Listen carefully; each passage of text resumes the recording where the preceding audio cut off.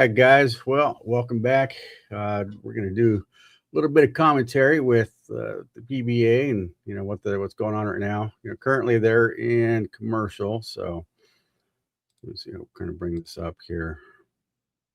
Oh, I got to add it to the stage. So yeah, there you go. So you can kind of see that they're in commercial right now. So I've been having some fun with some of the setup here for the for the channel. So we're doing some kind of little, I mean, it's not going to be too different than what you've seen. I think it was yesterday or a couple of days before, but I am trying to get a little better, maybe a little more entertaining for you guys. So you're not, so look at that. I got a little ticker going across. What do you think of that? So anyways, I'll get the comment thing started.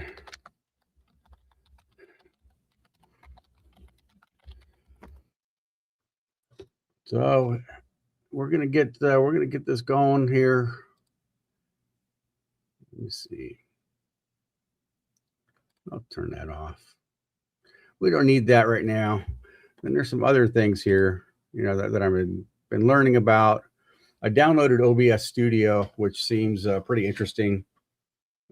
Supposedly with OBS, you're allowed to kind of really get into detail exactly how you want your setup to be. Where the software StreamYard, it's really good for someone like myself that doesn't know anything about recording video or content for YouTube. So this has been fun, kind of learning this stuff. I made a little intro video, went on Canva, and that helped me out. Of course, free version of Canva, trying not to spend any money here. Are they just warming up here? And let me see here.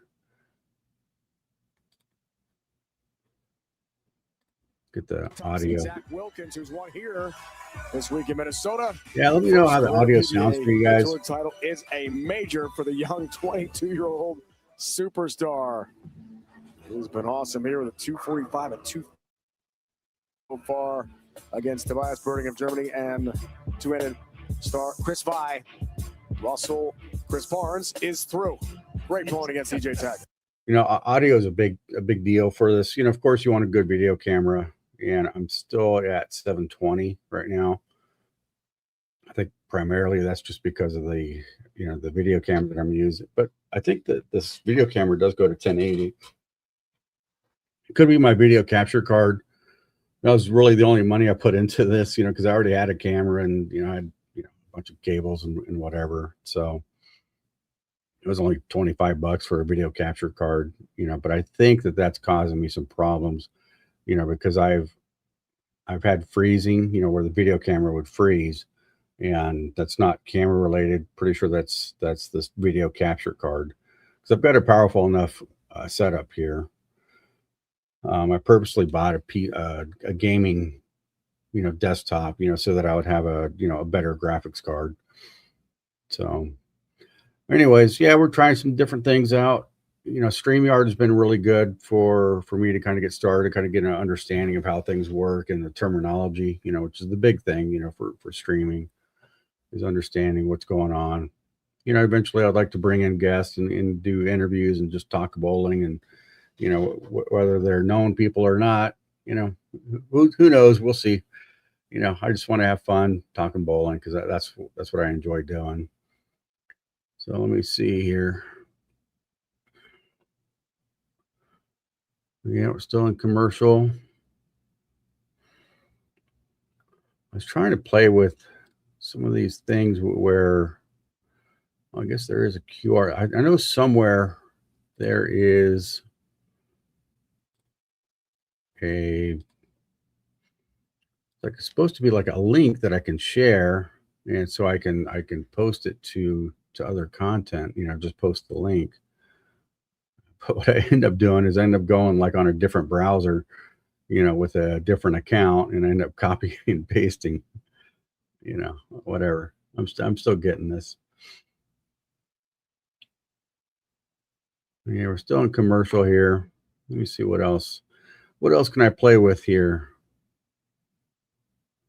where they've got this thing. So this is what I use. I put that link in the comments over there. So this is what I use, is StreamYard, and so far it's been good.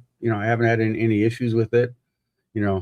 I know that there's some things that I can get better at, and I did pay for this, so it's not a free version. I think it was about 140, 150 for a year or something like that. So to me, that was pretty reasonable. Again, to help me get started. All right, these guys are getting back after it. Let me bring this back up. Get the audio going. Reached the breakthrough first career win this year. Patrick from outside Cleveland. Good, Tony.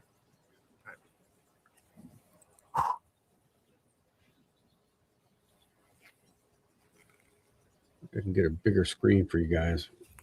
A long wait for his first title. Ended at US Open, maybe his second here tonight.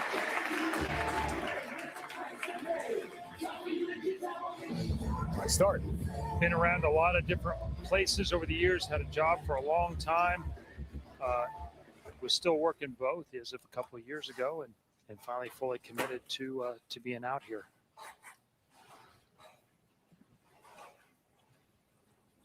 Yeah, Alex has been bowling well for the past few weeks here.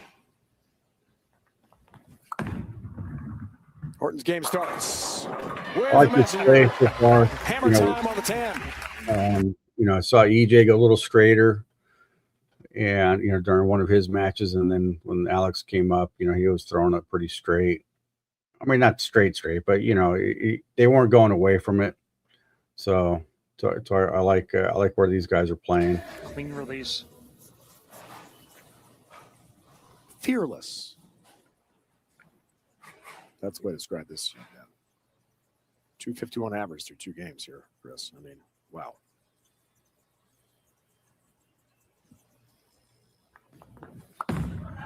Can he stay hot? Yes. The answer is yes. Yes. And by comparison, EJ's 3 games were 210, 210, and the last game he got to 220, I believe. But, kind of grinded through all of them, and Alex is making it look easy.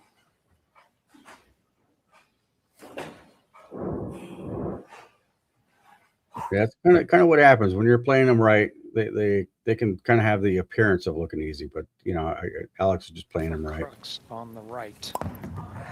That's got a hook. His second. Yeah, a lot of these guys they get a little wide and they slow down hang and speed up, like we've seen a couple other players on that right lane. Doesn't actually speed up, but it just loses traction with the lane. It's starting to roll here, and then there it stops slowing down for about 3 to 4 feet. Yeah, that right lane's pretty tricky. Yesterday, some guys had some issues on that right lane. Hooking ball, the Bionic is third. He's got a ball in between their IMX Pearl. He's thrown mostly the Bionic in the first match and at the US Open, where he won. His third. Looking for help. Messenger does not meet the 10.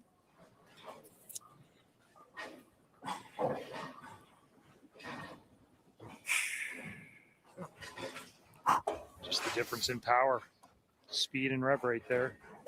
10 pin doesn't quite get over there. Excellent spare shooter, easily converts. That's the mark, Chris. Weekday morning, 6 Eastern on CBS Sports Network. Don't miss the epic duo of former quarterback. Yeah, this thing can be over really soon.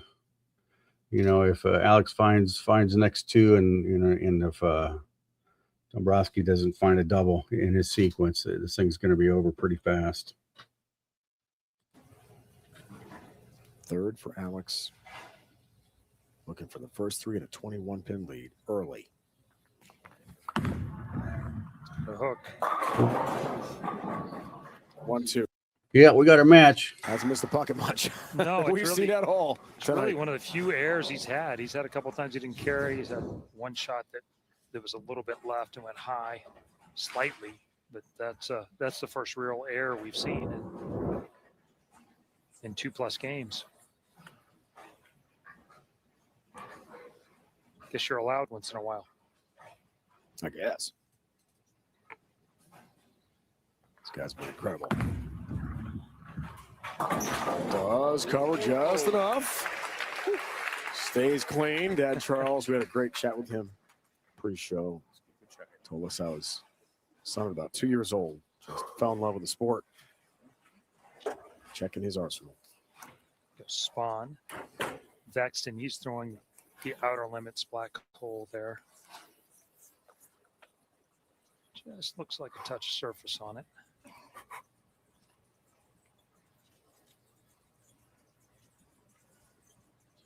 Win probability stats. Check it out.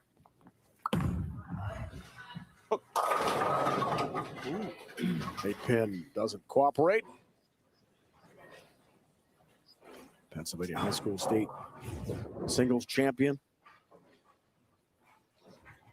Obviously, he missed his target on the last shot, but at the spare, it was lighter than I think he expected in that. Just watching body language, I think he thought that was going to strike. Could be burning up in the front just a little bit, losing rotation down lane, and not coming off it as hard as it did early on.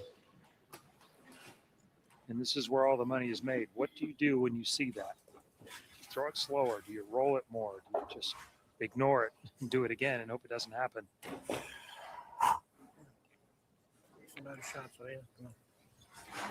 Yeah, you can imagine what's going through these guys' minds right now. They're calculating a lot of things in their head. Patrick, 47 years old, self-described late bloomer. It's quite a story. Trip 10 pin there. You watch the classic style. This is old school. Long, straight push away. Head stays right over the top of his knee. Back foot down.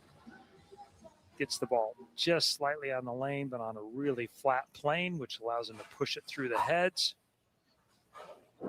Snaps the 10 out.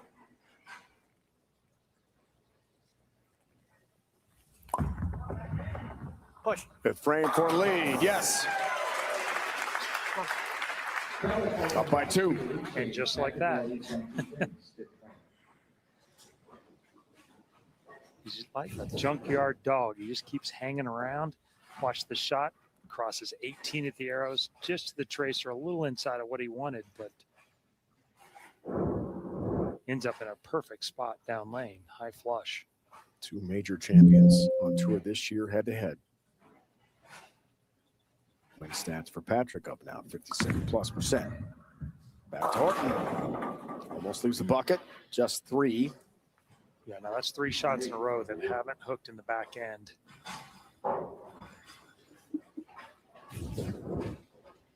And now you have to try and decide, is that because it's hooking early and losing energy? Or are they getting tighter down lane? Either case, the most common move for players on tour is to move 2 to 3 left and throw it slower. Gets you away from the early hook in the front, gives it more time to hook in the back. Tough spare.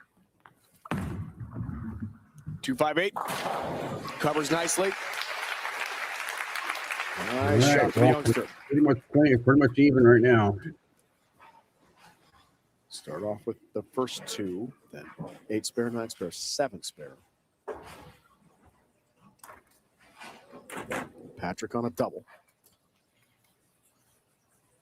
This is going to be his first real test that we've seen. He's got to make a decision. Does. Sorry. All-American partner, Indiana Tech. Was offered a job out of college. Said, no, I want to bowl on the tour. After earning his degree. This guy's serious. Working out for him right now. Sure is. Quite a payday at the TOC. And would like to dispatch of Dombrowski here, second semi, to join Ronnie Russell in the Race to 2 championship match. It's the Shark. It's the World Series of Bowling on CBS Sports Network.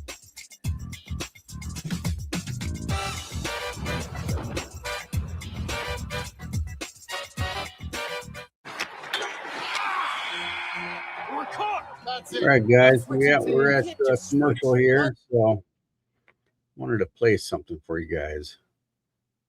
So this was my thing that I was working on here, was this little intro, and I'm 100% new at all of this. So, you know, you guys can tease me all you want, but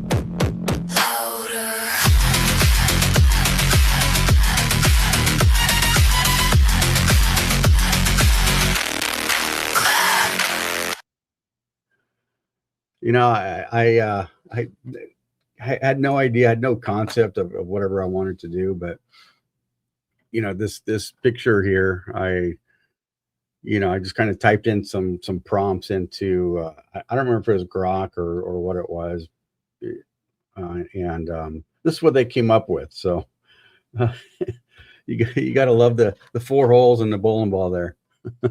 I couldn't get that removed. You know, I kept on telling them it's not 4 holes, 3 holes only, and it was terrible. It couldn't figure it out. So, you know, whatever. And I got another, let me see if I can open this up here. You know, it's kind of interesting, you know, how the sharing windows and, or, you know, bring it up to the stage, they call it. And let me see, image file. See if I can bring up a couple of these. So this one I was kind of having fun with.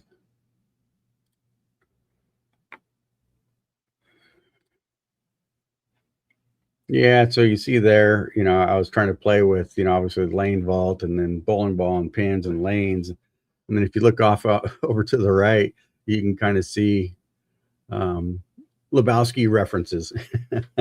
You know, the only thing I couldn't get was the rug. Oh no, that's right. No, I did. But there was one other thing I couldn't get. You know, I was trying to have a calendar that said, you know, something like the 9th or something like that. Oh, hold on. These guys are back. Let me bring it back up.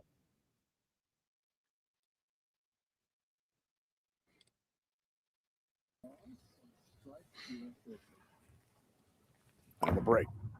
Go up by 15. 6th frame. Yes. Big shot. Recapping the 1 win for Patrick Urowski, and it was a big one, Chris. Listen to what Chris Barnes was saying, Simonson. you know, about, you know, when the ball starts to push, it's one of 2 things. It's, you know, to either, you know, oil pushes down lane or you start to get some check early, you know. And what Chris was saying is that, you know, one of the moves that a lot of the pros make is they just move a couple of boards left to get away from that check, and it's just to soften up their shape. Mark. Talking to it there, high shot and the 3-6. He told us this week. So a little slower next time. He just heard the gasp of the crowd at Woodland Bowl in Indy and realized he had won. Yeah, we've seen a couple of heartbreakers. EJ's left a flat 10. Threw it pretty good in a low-scoring match. Simonson, same way, low-scoring match. Throws a good shot, hits the pocket. 7-10. It's been difficult to close him out this year.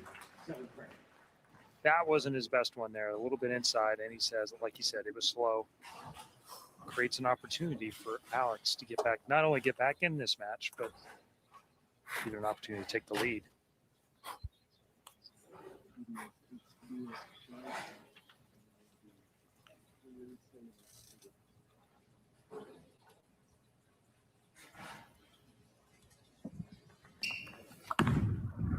Seventh frame. Gets it. Got that one to hook. Cuts it to 3. Weekdays on CBS Sports Network, the CBS HQ Spotlight crew keeps you up to date on all the top stories with highlights and in-depth analysis.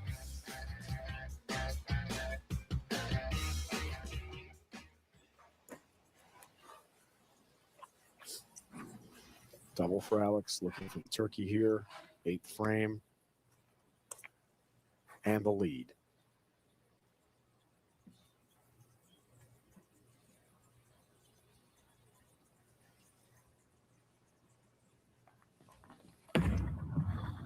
Left.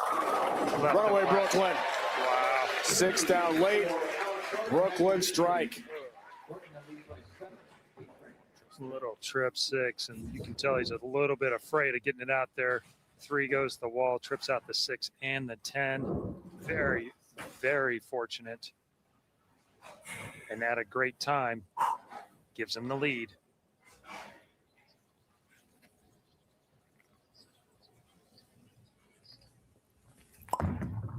Response, Dombrowski in his 8th. 10 pin.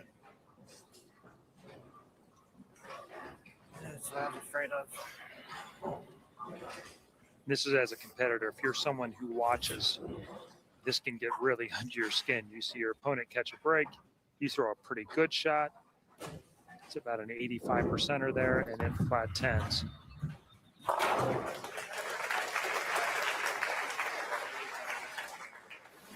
That's the mark, but needs strikes here. Foundation frame is next for him. The probability stats 57.75 for Alex. Get the stats the pros are using. Download the Lane Talk app and see how your game stacks up against the best. Fantastic app. Pretty much all the pros use it to some extent. Big one here. Talking to it. It's high 3, 6, 10. That picked up in the front. Now he's in big trouble.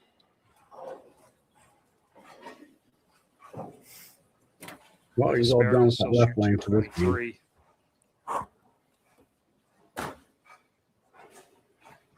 Alex right on that pace already. Hey, made it. He makes a lot of them. Another excellent spare shooter. Actually, cheated a little bit left. Cheated a little bit left and just went left. Or just throw it better. Just get through it. I don't think I got through it. Just jumped off line.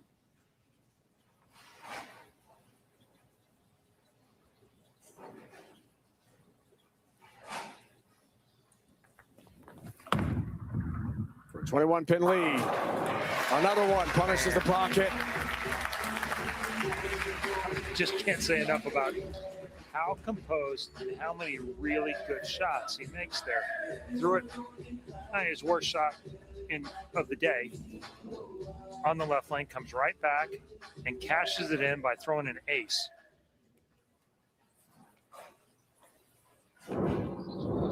Had to get through the PTQ to get to the main field at the TOC. With strikes in the 8th, 9th, and 10th frame in his final game of the PTQ. That's just an incredible story. Trying to keep it going here tonight. All right, you can make it. Good shot, 10 pin. Into his 10th frame. Yeah, not done yet. On the miss here, there would be 221, and that would not be enough. He needs the spare. Hopefully the audio is good enough for you guys. You guys can hear the commentary from These spares Chris get a little further away than the other 60 guy. feet when they're for wins.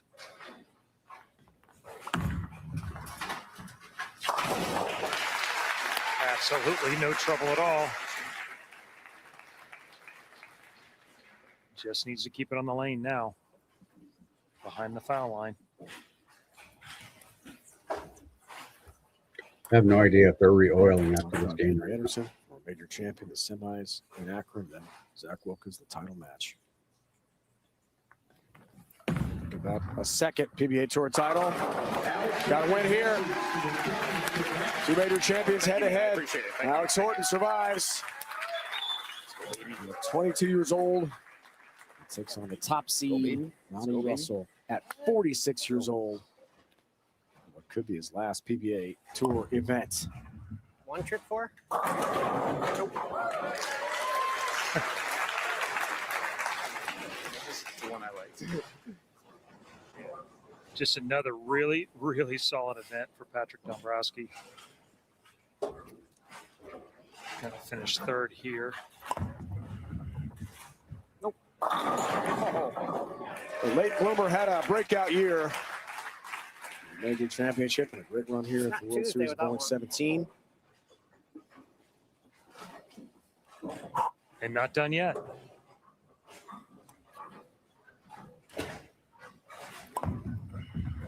So a chip in a chair in the World Championship show later on.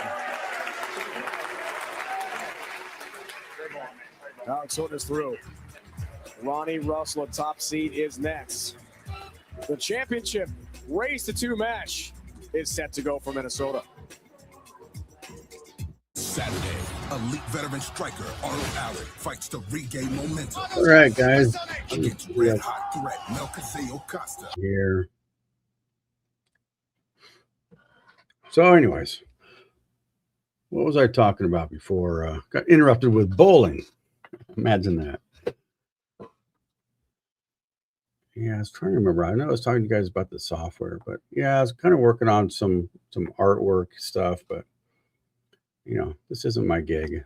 I don't know how to do stuff like this. So I ended up just going into YouTube and just whatever, Googling stuff or going on to Grok or whatever, and seeing what they come up with, trying to help me. I worked on this audio stuff here. I'm going to try and, I don't know. I know I can share.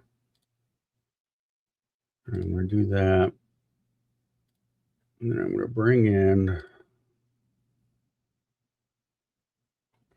a window and see if it's there. And it's not even there. We got the entire screen. And this did this too. Oh, wait, maybe it's there. All right, so basically what you're seeing right now, this is called Audacity. And what I did here was I imported some, or I was able to record some songs, with authorization from, the person that made them, of course. And then so what I was able to do is then I went in to Canva, and through kind of making the graphics of that intro, I was able to overlay the audio tracks. So that was kind of interesting. There's a lot of cool stuff. A lot of stuff makes sense. Some of you know that I'm in manufacturing, and so I use a lot of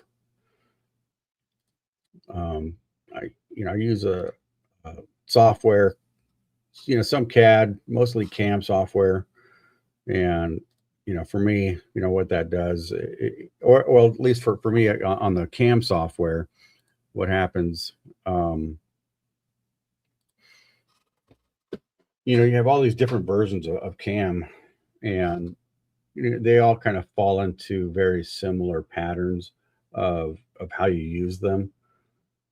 And, it kind of feels like a lot of the software for making videos and stuff like this. And, a lot of the software kind of follows that, similar path of, you do this step and the next step and then the following step, and you kind of go on from there. So, I know you guys are here for bowling. You're not really here for, how to make these videos or anything. Trust me, this is not a tutorial at all. This is just me, jabbering on. So, keep an eye. I got to keep an eye on the bowling here. See what's happening. We're just showing some previews here. So, and then I was going to have a way to, let me try this. Or rising altitude vehicle. Well, that wasn't what I wanted. Or rising altitude. Okay. Oh, I know what that was. Yeah, this was kind of part of that.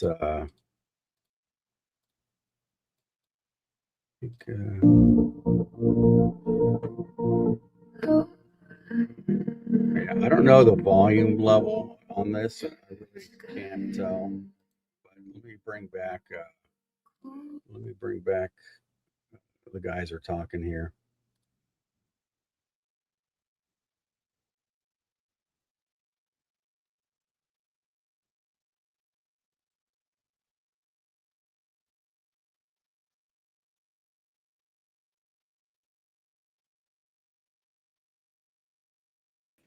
Do you go with youth? Do you go with experience?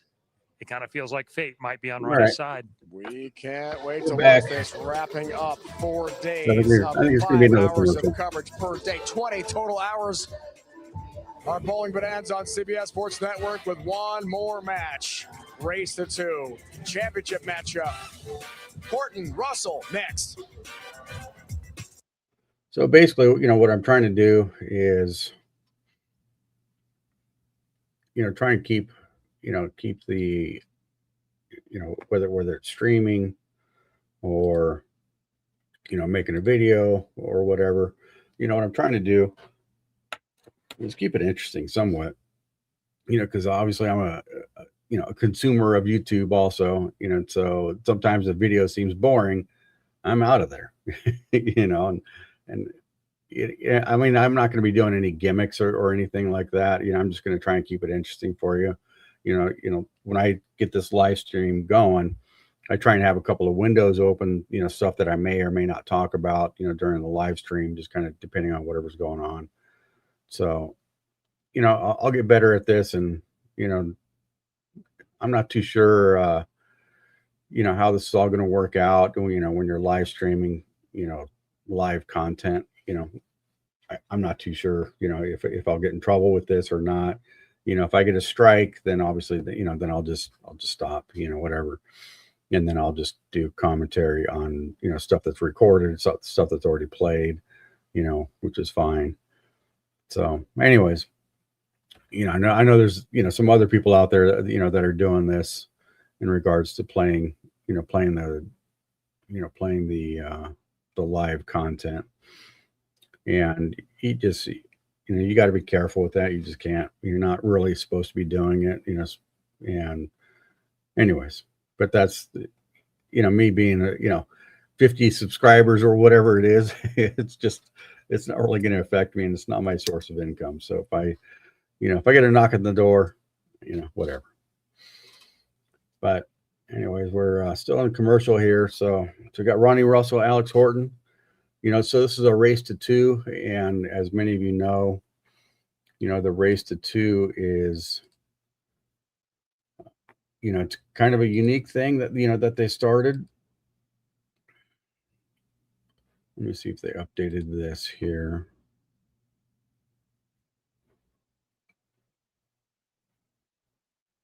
Yeah, they've got it updated here. So yeah, you can kind of see the, the brackets and how they played out, as far as this particular animal pattern event. You got Ronnie Russell and Alex Horton going up against each other, and it's kind of amazing. Ronnie started that 250 game. He missed all the way to the right, I think he got a 2 count, and put the 3-6 straight, or the 6-9 straight back, and then he went on spared it by basically doing a runaway Brooklyn, and that's how he spared it. And then he goes on to shoot 254. I guess it just happens, right? So I don't know. Ronnie kind of has that tilt where he's allowed to play in, and and not really get affected too much by being so far in, because his ball kind of lays a bit when it gets to the back end. Between Zach Wilkins looking for his first career singles title and the Iceman Jesper Svensson. It was a crazy one, and it came right down to the last shots, 9th and 10th frame roll off. And some huge and crazy moments. I don't know if you guys saw this yesterday, but I'm sure you did if you're watching games. Misses it, gives just for the first game. This is wild to watch. I couldn't believe what Zach did. Recovers, wins the second game and the roll off. Jesper needing the double in the 10th. Flat 7. So basically, race to 2. Russell, If you win the first game, last it's championship over. match. If you go 1-1, you're off the 9th and 10th frame roll off. So I think it worked out. Pretty well. I'm not opposed to it.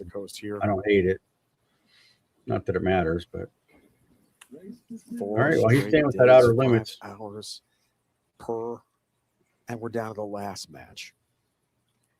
And what a match! Race 2 begins with Horton. Oh, some help, a lot of help.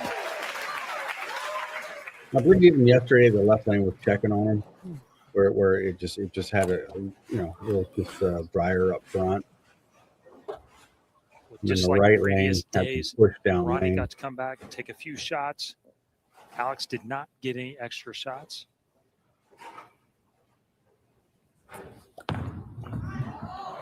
Russell, bringing 10 pin. Good shot. Ronnie's made another jump left since his first match there. Race 2 here, championship match. 1 point per game win if it's tied like last night with Wilkins and Svensson. 9th, 10th frame roll off. Russell with 10 pin. There's huge, crazy swings last night. Man, they were all over the place. Wild back and forth. I thought Jesper had that straight. 10. It's really good. Yet So did Zach. Yeah, I was just shocked. Yeah. That was incredible. 600 RPMs going down at him to leave a flat 7. It just doesn't happen very often.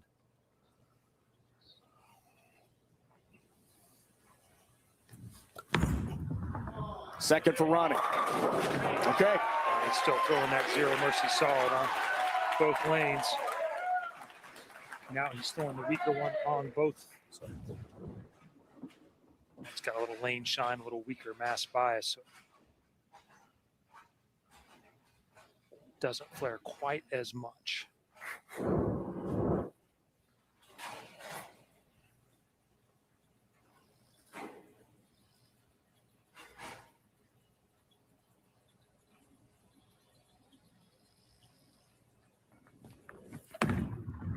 Second for Alex. Oh, Uh, big messenger. bang. Taking advantage of a break right there. There's that pin action. Getting to the 10 again. Just what the doctor ordered for Alex. A little bit firmer on the speed side, allows him to be aggressive, and now it's picking up every time. Both players lined up early, and it's only fitting. These are the two guys with the highest averages tonight of all the competitors and facing each other for the final.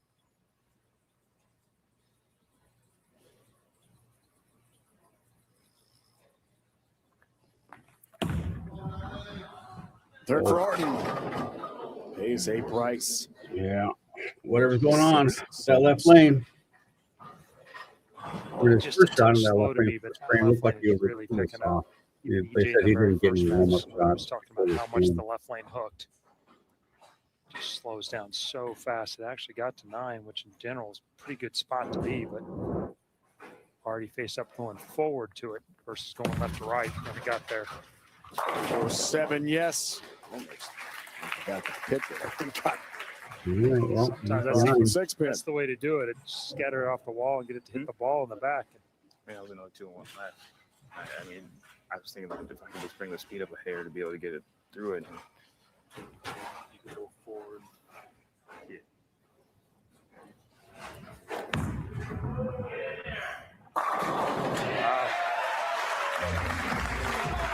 He's got it pretty well wired. You know, it looks like to me, it looks like we can get a handful Early and the ball advantage doesn't of jump forward. Morton miscue.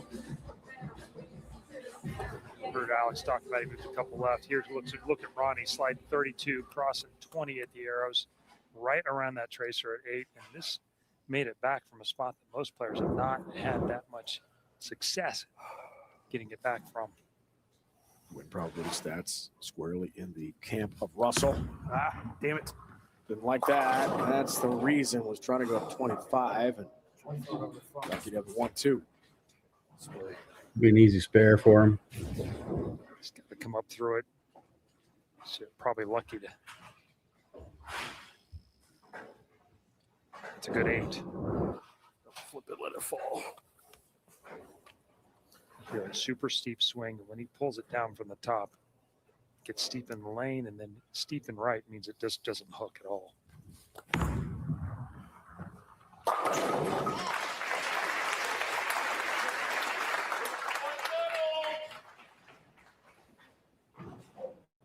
Up 13. He knows that he's just trying to get everything to go forward. He wants it to go forward, not down. You want to pull it down, they want to throw it Yeah. down the lane. I just read that. That messenger was Early pretty friction on weak. these long patterns. Good None of ball that's people good. get you.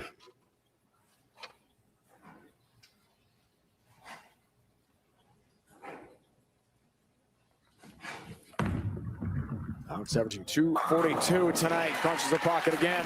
Yeah, he gets that ball to that tracer down lane, kind of faced already. Smokes the 1-3 puck. Or Down they rotating go. in, or start hooking in. Runs the response yet again. He's got some space on that right lane. I thought he got that one in a bit. This is the key here. He's going to have to make, gosh, at least 2 more. What's his Grab some adjustment? tape.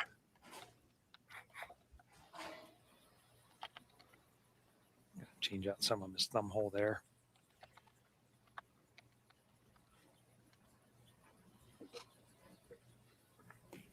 Brandon coming to 3. Had a hurry, did so. Has a big move left. 10 goes down late there, Chris.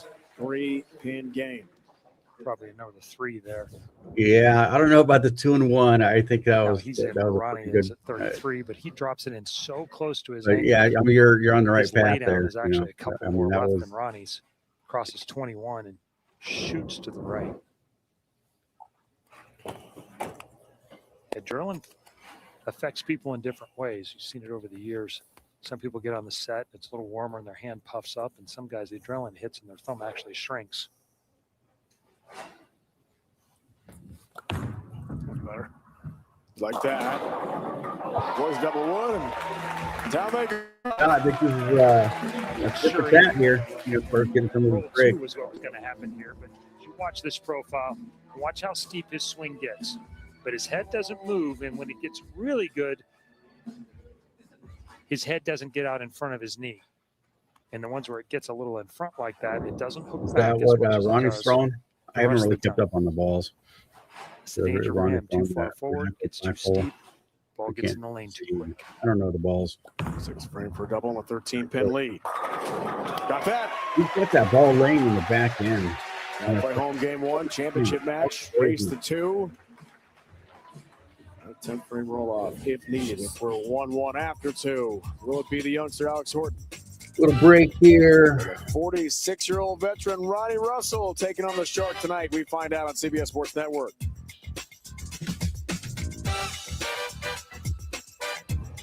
All right, for you guys that didn't see it yet, I got to show you the intro I made. Behold I'm having fun. the I'm having fun awesomeness with the that software is and all this polling. stuff. One does not step You guys upon want the to sit there and story watch of Maplewood. commercials. You guys can watch me have fun with all this fun software. So, all right, this is the intro I made.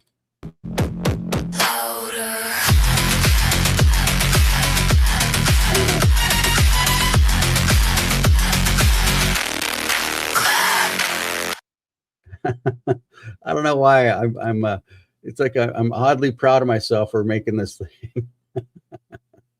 So, just having fun. And what else did I make here? I think I'm gonna remove that. And here, let me show you something else I made. Where's this thing at? It's under media assets. Oh, I made this thing here. So, join the vault, new videos weekly. I didn't write that. That was like something that that just came up, because I was using Grok or whatever I was using. Oh, I don't know if you guys remember. I was telling you about. Okay, so I was telling you about the stupid holes on the bowling ball. Okay, so let me go back to the.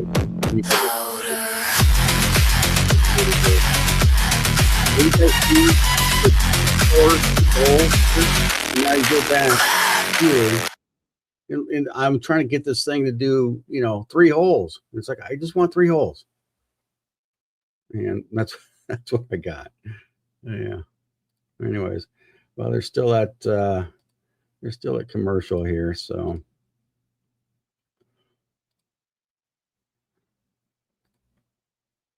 yeah.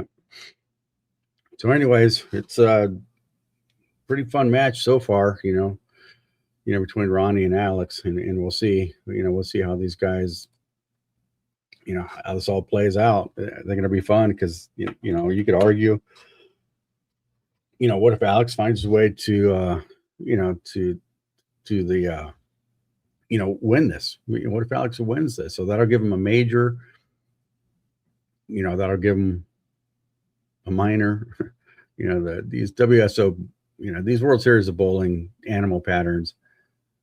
I don't know. They're I was talking about it yesterday, and I just don't. I think it just diminishes regular tour titles. That's just me talking. And is an animal pattern victory hold the same weight? Not really, but it is what it is. So basically, what if? So if we play the what if here, EJ's out of this animal pattern, and you're not going to see EJ again until I think the 13th of June. That's when the stepladder finals comes up, championship round comes up for the world championship. All right, these guys are back, and I'll continue on The a little later. 17, the first two with Packy and Tang winning were 2-0 sweeps. Last night, the thriller with Wilkins and Jesper.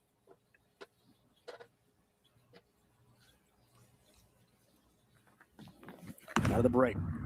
Alex down 13. Make it 3. Excellent shot coming out of the break. Just right back in rhythm. These two lanes seem to be really separating, though, right now. He's at 17, 18 on this lane. He was at 21 his last shot on the left lane. Only almost a 5 or 6 and 3 difference. Wilkins last night becoming our first two-time winner on tour this year. The doubles title with AJ Chapman in Portland, and the win last night in Scorpion. Maybe we'll have a second two-time winner if Alex can do it. Easy against the top seed, Ronnie Russell. Wow, crossing over 3-pin.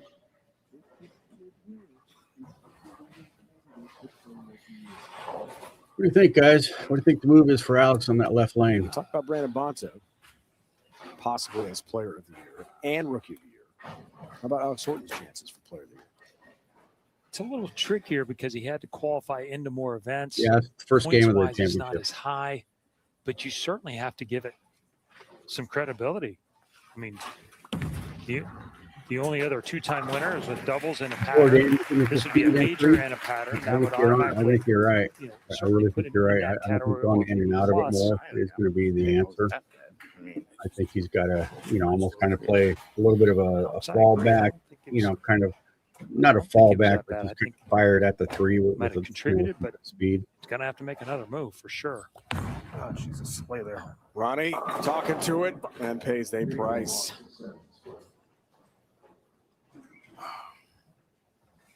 Yeah, I don't know Ronnie's game that well.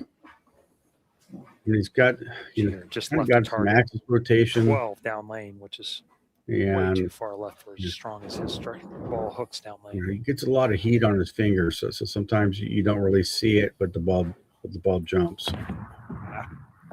All right, 4-7 stands. Big Yeah, opening he's for the having youngster. attempt at that. That Certainly flips things around again. attempt at that square. 14 pin lead, as you can see there, and makes him a 3-1 favorite. Stop the approach. Just go. Big shift on the win probability. That was fast. Hello, Brad. Ronnie responds and missed the target again. Mirror image. We've seen this before. So now here, think about the strategy now for Alex. Nothing's going to strike on those 2 shots. This guy's, his opponent's lost. Well, and sometimes I mean, honesty is Alex the got best the thing you right can lane. do there. I wouldn't make any change on the right lane. Make a but move that off left those, it's lane, not going to work out very well. you're gonna do pocket to the rocket or something similar. 10 now. 2-4-6-10.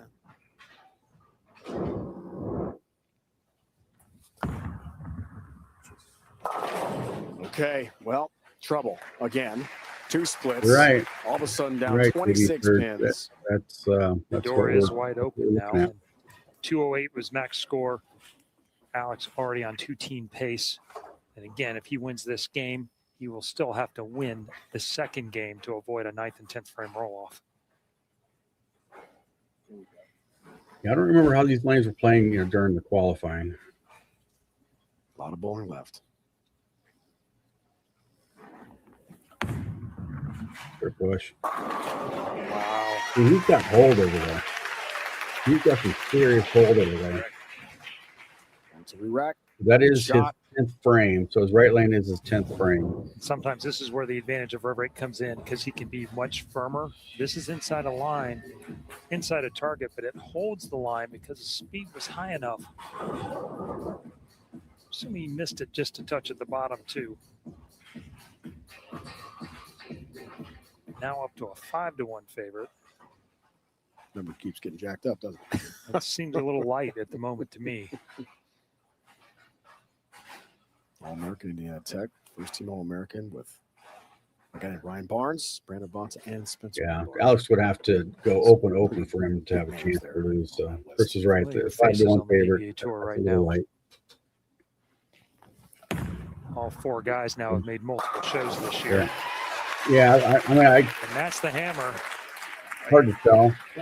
You know what his move was there. I'm gonna Rushes the from pocket. seeing the Wow, what a shot. reaction. It 36 looked like he pin. laid off a little bit off his hand, but maybe Perfection. stayed behind it and just got firm. And you can see how much further left he is on that lane. That's 22 at the arrows.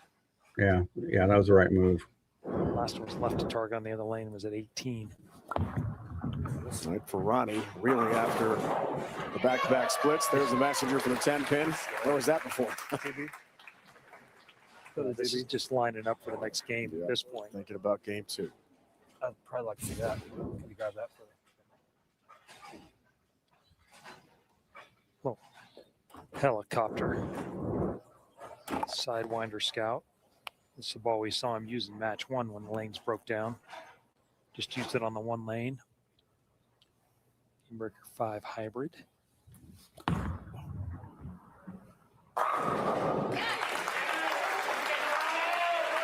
That seemed to blend out that front to back spot where balls keep picking up and then getting offline. That looked pretty good there. Testing the waters for game 2. Race to 2. Turn to the Shark champion. And wrap up the animal patterns from here in Minnesota.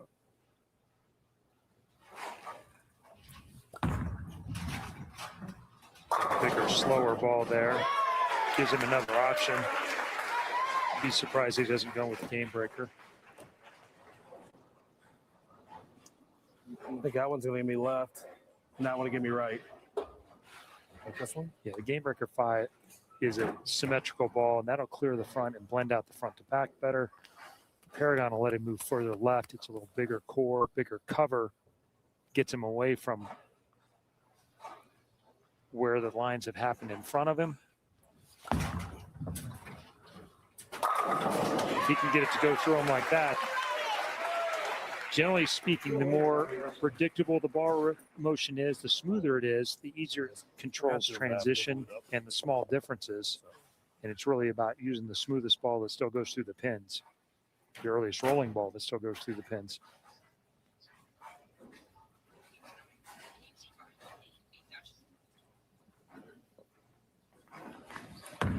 Alex wants to wrap it up right here. 9 does it. He's wrapped up the first game and raised the 2 after Ronnie throws a 208. So it's 1-zip, raised the 2, one more game, and he's won the Shark Championship and his second title of the season. That was a ball change there, and 6 would have been a mess. He needed 8. 8 out was a winner, but 6 would have put a lot of things in play. Obviously, either knows his equipment extremely well or was confident on this right lane that was not going to be a problem. Or a combination of both. I mean, Or wow. yes, or when you're 22, you just have no fear. He does not lack moxie, Chris, at all.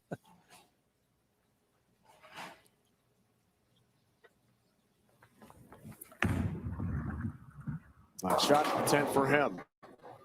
Game 1 in the books. 221, 208. All right, guys, left game 1. So Amazing run for Alex Alex Horton is in strong continues here. position. Tobias Birding, Chris Fye, Patrick Dabrowski, and now head-to-head with Ronnie Russell for the title. Shark Championship. Will the youngster from Pennsylvania close it out next? We'll find out. Hitting every highlight from all the sports that matter to you. We've got breaking news to All bring right, to I you. got a little bit of a treat for you guys, Streaming maybe. free 20 maybe you guys don't care. You know, I like looking back at old videos, and with YouTube, guys put up a lot of stuff, and watching Alex bowl, on that left lane, and kind of whatever was happening on that left lane, it made me think of this one tournament in '88. This is Amleto, and mind you, this is Amleto's first PBA win in the States. Now, earlier in that year, he won the Japan Cup, and so that was kind of like, even they considered that an official PBA title. So that was his first title. However, this was his first, stateside PBA title. So watch this. So what I want you guys to see, this is early in the match. This is like game 2, because he qualified 3rd. So watch how Amleto's throwing it. I gotta get rid of that. Let me see. There we go.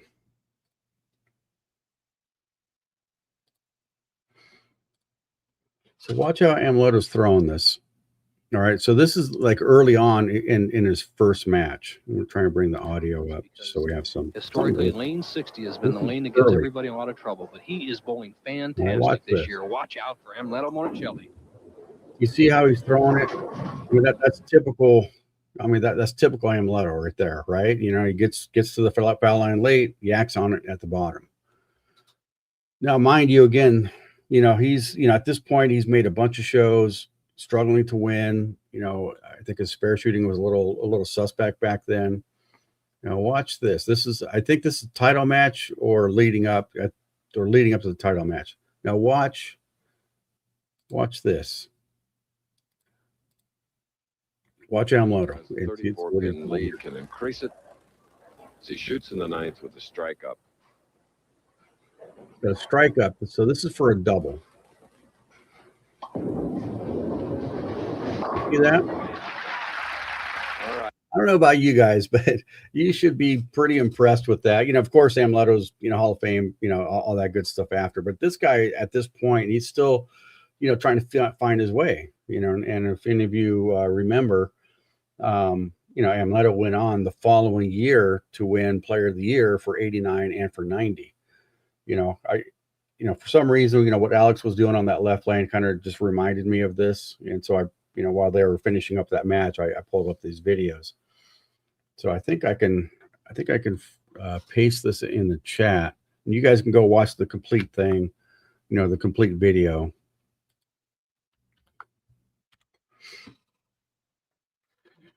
Yeah, there you go. So you guys can go watch this complete video. Oh, they're coming back. All right. Let me get this. Oh, let me share that tab instead. All right. I'm back here. I got it. Oh, gonna add it to the stage. There we go. They're probably gonna go to another commercial break. 1 Eastern, that's the championship show. 11 a.m. Eastern on June 13th on CBS Sports Network. Yeah, Jeff. Elmo will be there. EJ. How do you say hosed in Spanish? Trying for a win tonight, but lost his best buddy. One of his famous lines. Russell. Now Russell's back against the wall against this young upstart, Alex Horton.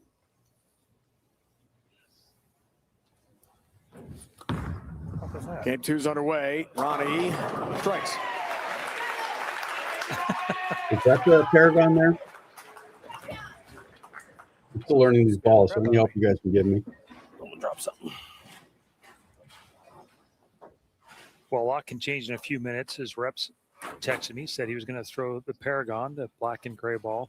And in between now and then, he picked up the game breaker and decided to play with the smoother ball reaction. So.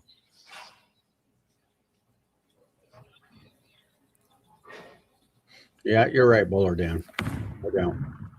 Game 2 for Horton. Comes in high, baby. The tricks back then were different, as far as what you did.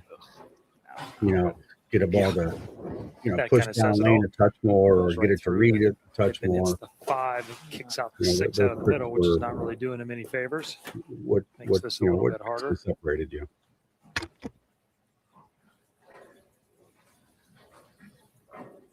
Around 70% is the average. Hello, Austin.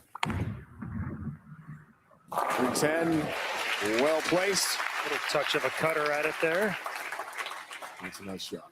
Pressure builds. His low score so far, 221 in game 1. So that GB5 hybrid, so that's a hybrid shell. Is that correct? He had a few moments there in the left lane. Was the first time we've seen him actually look maybe a little bit perplexed. This is as far as we got. Didn't panic. Not very far. No. Pretty bold move by Alex.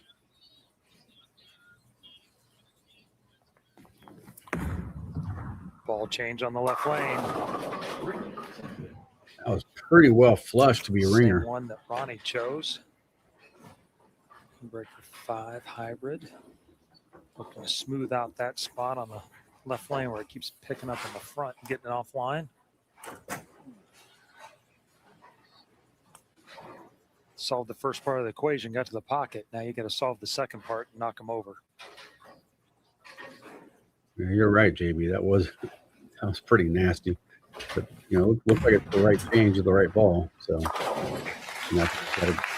Does it again.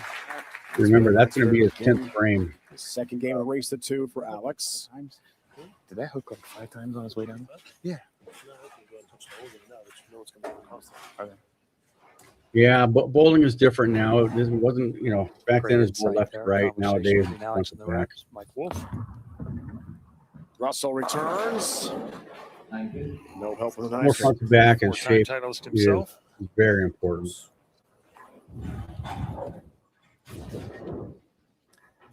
So going with that same symmetrical ball on both lanes, trying to push it across. That one comes off the end of the pattern a little much.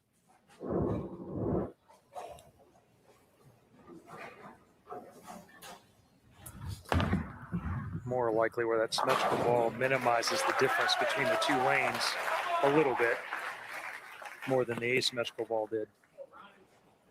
We talked to Ronnie about retirement at the start of the event here. He said, look, just too much baggage, too many years, looking for a change in my life. I've been doing this a long time. You mentioned the 4 titles. And he said to us, bowling is not fun anymore for me. And I need a new challenge. Can't keep up with the kids. He's bowling a kid right now. Yeah. See if this changes his mind if he can win. Ooh. Yeah, Steve, I hear what you're saying. It's just a different. We're just in a different environment Bit now. unlucky. The trip 4 should have been all I had to worry about Dominated by balls there. A now. little bit unusual. 300 trip to ball lead the release 10 for on the this year.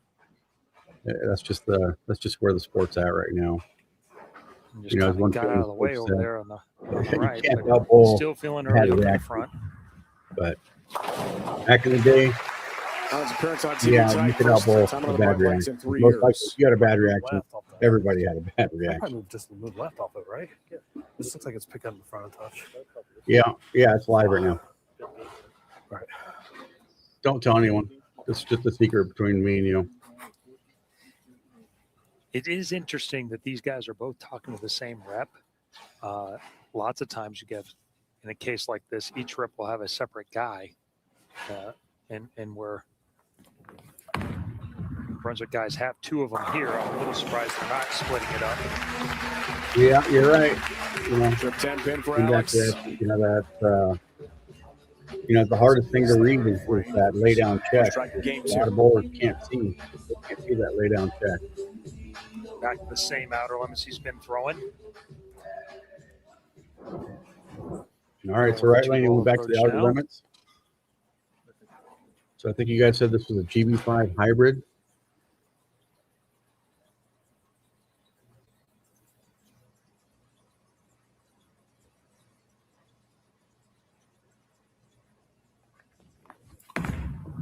For a 10-pin lead in the 4th. Bring in 10 pin.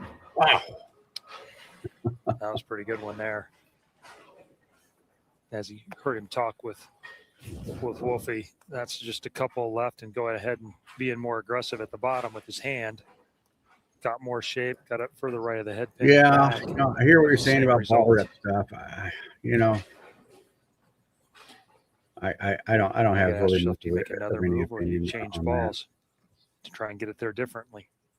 that. The game has changed. It's just changed by leaps and bounds. But A lot will depend on what Ronnie does. If he doubles here quickly, I don't know if it force makes his the hand a sport little better or worse if you had a ball rip or not a ball rip.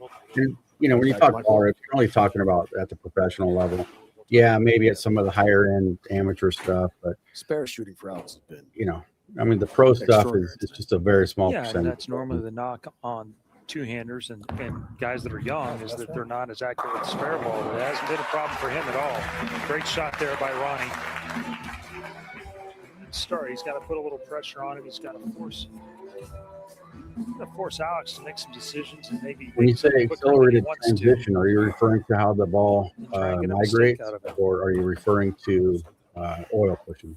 Whatever the Hall of Famer Tommy Jones, future Hall of Famer EJ Tackett, now head to head with this youngster with the title on the line.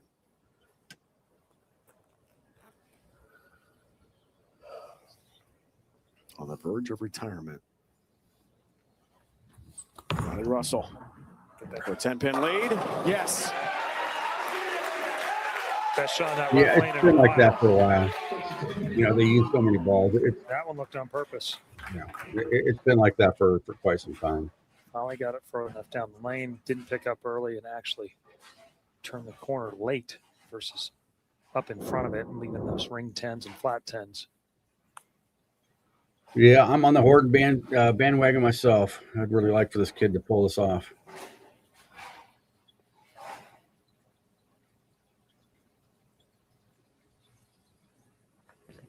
Good frame for Alex. Down 10. I don't know. You guys tell me. I mean, those weren't high flush ring and 10s, but those were definitely flush ring and 10s. What's the move? See if he can answer the bell here. He hasn't been behind very much. Yeah, well, Dan, I hear what you're saying, but that's not a fault of the ball companies. It's a fault of our governing bodies. USBC and PBA are just terrible for the sport. Go. PBA is different because it is a for-profit, and USBC is supposed to be a non-profit, and they're supposed to take care of the sport. Mind right now, what picture he wants.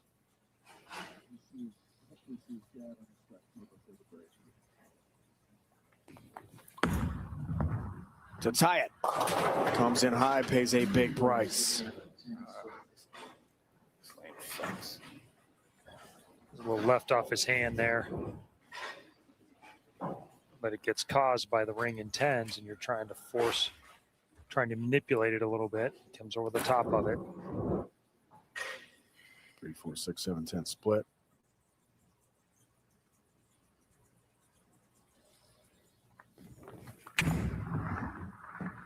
Got to cover, open frame. A rarity for the young star. Well, remember, Horton's got in some trouble now in game 2 in the race to 2. So even if Ronnie does figure it out. Russell, season opening. Conclude game 2 next. Yeah, additional thing about the awesomeness that about all these bowling balls, is the hit and miss factor, and you can go out there and, talk to all the ball reps, talk to the guys that drill balls, that sell balls, whatever. You can talk to all those guys and you think that you make a good decision on an arsenal, $1,000 later, and you've still got holes, which is frustrating. You go out and get 4 or 5 balls and you go out to a tournament and you realize, like, oh, these 3 balls are too similar and I've got holes over here, so yeah, the whole thing about balls being released and how often they're being released and how they impact patterns and how they impact, just basically impact at the sport level, basically at the professional level. Matching up is a big thing, and that's what's important. Is matching up. It's everything. I can take a regular house bowler and put them on something that's relatively challenging, but if he happens to have the right ball, he's going to beat a majority of the people. And that's just kind of one of those things where matching up is everything. Again, you can't out bowl a bad reaction. That's just the way it is. And I'm not really a fan of how the sport has evolved. To me, in my opinion, I think that USBC, previously the ABC, they really let all of us down. They were the ones that were responsible for protecting the sport. Many decades ago when they came up with the, I'm not going to start from the beginning, but many decades ago when they came up with the 16-pound rule, they were right. It's like, okay, we got to have some type of regulation. And then when they came up with the 3-1-1 rule, like, all right, that's good. We want some kind of regulation. And then when someone figured out how to soak a ball and that they can get the ball to, perform better, they came up with a durometer test. So all through the generations, they were keeping up on whatever and, and really trying to have a regulation of the ball. Once your thing came out, those guys were, out to pasture. They were gone. They had no idea what the hell to do, and then you came up with, dynamic imbalance and 8-pound weight blocks. All right, let's get back to, well, they're just showing previews right now. I mean, you guys can see it. But anyways, my point, was, oh, shit. All right. Yeah. So, maybe you guys can see in the chat, my buddy Mike, we both juniors together. Hey, Mike, I put the JET TV show on the channel. You can go. I think you were in the background. You and Ed Neville were in the background. All right, let's get back to more important things. Russell's in great shape out of the break. This for Turkey and a 34-pin lead. Okay. Wants it. Bringing 10-pin. Wow. Nice shot. It's pretty good, but Yeah, here we go as we watch. He moves in a little bit more again and gets really aggressive with his hand. He was hoping it hooked. It did. Did everything he wanted to do except for the 6 to hit the 10. Well, we got a lot of match left now. That would have put a hammer on it, but still 23 pins. But as we've seen, Horton starts to go. He strikes a bunch. Hey, JB, you got some catching up to do. 2016 PBA Team Challenge, last title, last time on TV 3 years ago at the World Series of Bowling in Detroit. He told us this week it was his way again. Felt really in control of this pattern. Top seed. Wants to win again. Big strike in the 7th frame. He's got control of both lanes now, so it's really about getting his hand in the right spot to where he can knock him over and try and finish this game out, and then he's going to need a 9th and 10th frame after that if he can do it. Back scores. He's in control for now. Alex had that rear open in the 6th. National champion in college. Back to Horton. Back to a strike. Good go. Yeah. All right. Just perfect. Looked like a strike from the 12-foot mark on. He's 23 back, so. Have a look. Look at the profile view here. Everything goes forward. No bounce. No. It's just smooth and forward. There is an awful lot of power there that's not covering a ton of boards at the same time. Use it all for the back end. Big shot here in the 8th. Got it to 13. Does just that.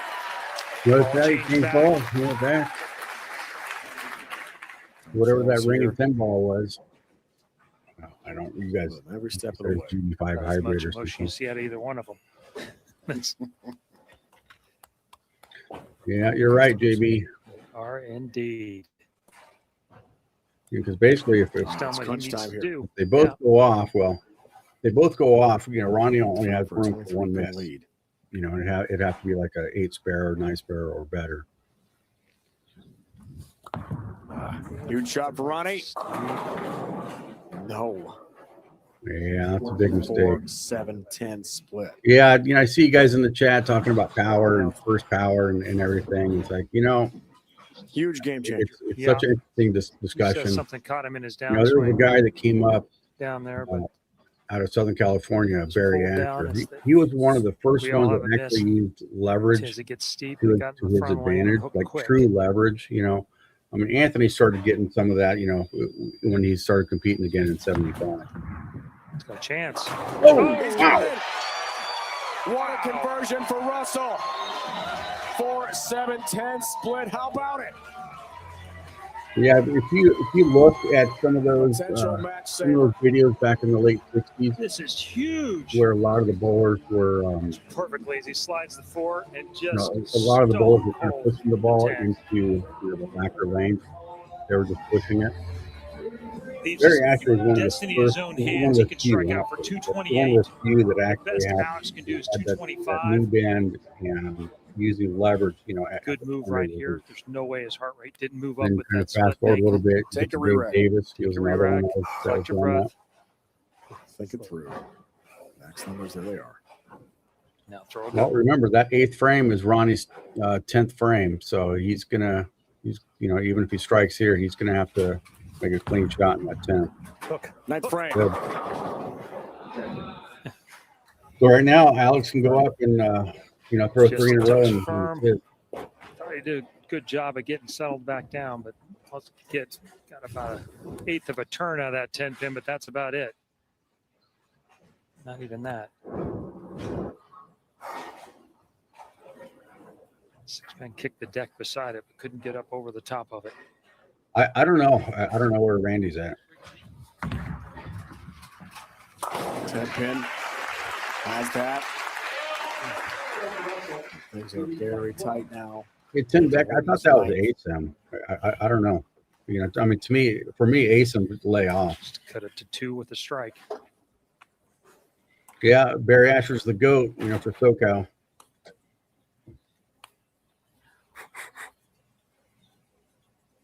That's surprising. Actually, Barry Asher did the video when I was on TV. He was the commentator for the video I was on. Cut to 2 in the night. Yes. 2 more too. Delivers. 10 straight back.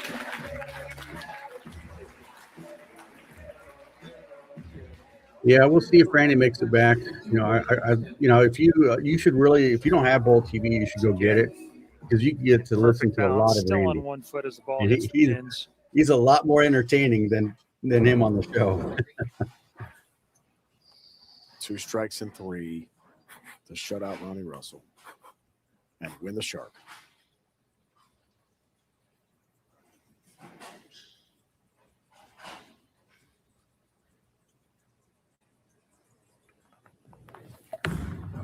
Looking for the first. Yeah. Has the first. What do you think, guys? With the Player of the Year stuff right here? That had a little smoke on it there. That was a touch inside a target, but What if he wins this and then once he EJ went wins the back to World this ball, Championship? this is why. He was going to be firm. He was going to be aggressive. He's not trying to make it shape as much as he was with I got to reply to a text here. Hold on, guys. the GB5 hybrid. So take a breath here, settle back down. Strike and 3 will do it.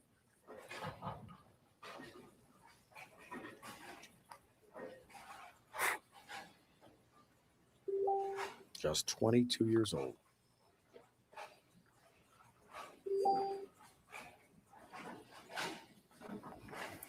Wants a second title this year.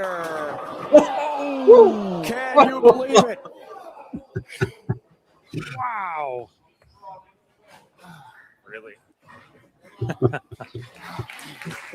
that was better than the first one. And he knew it. Down on one knee early. 4-7-10. 214 on the 4-7-10 spare. split made, Double and then 8 that. now for Ronnie. To see some extended play. Can you believe the 8-pin? What a shot that was. Yeah, that was a 95 touring players event in Pittsburgh. And the first Ernie emotion we've Schlegel, really Randy seen. Peterson. That was 1995. So close. I think it was a fire So quantum. wrapping this thing up. If I remember correctly. That's what Randy was throwing. 2 strikes and 8 needed. I don't believe it. I don't believe it. 2 strikes and 8, huh? It's for the first in the 10th. Woo! Doesn't get it. And how about Alex Horton? He's won the Shark Championship for his second That was title one hell of a of match. the I tell you what, season. guys. The youngster gets it done in Minnesota tonight. I don't know if that Frazier goes down, but I hear what you're saying. First the TOC, and now the Shark. Alex Horton has arrived as a PBA Tour star. Fantastic bowling. You're thinking about the lives that have changed this year. You know, Zach Wilson, you know, Alex Horton, you know, Brandon Bonta and Spencer The Rivard. swan song for Ronnie Russell. You know, Comes up short. Alex Horton has done it again. 2026 Shark champion. I think those trophies are terrible. I mean, it looks like it. You know, even you know, AI could figure out a better trophy than that. Those things. I know it's not about the design of the trophy, but those things look terrible. Yeah, you're right, Daniel.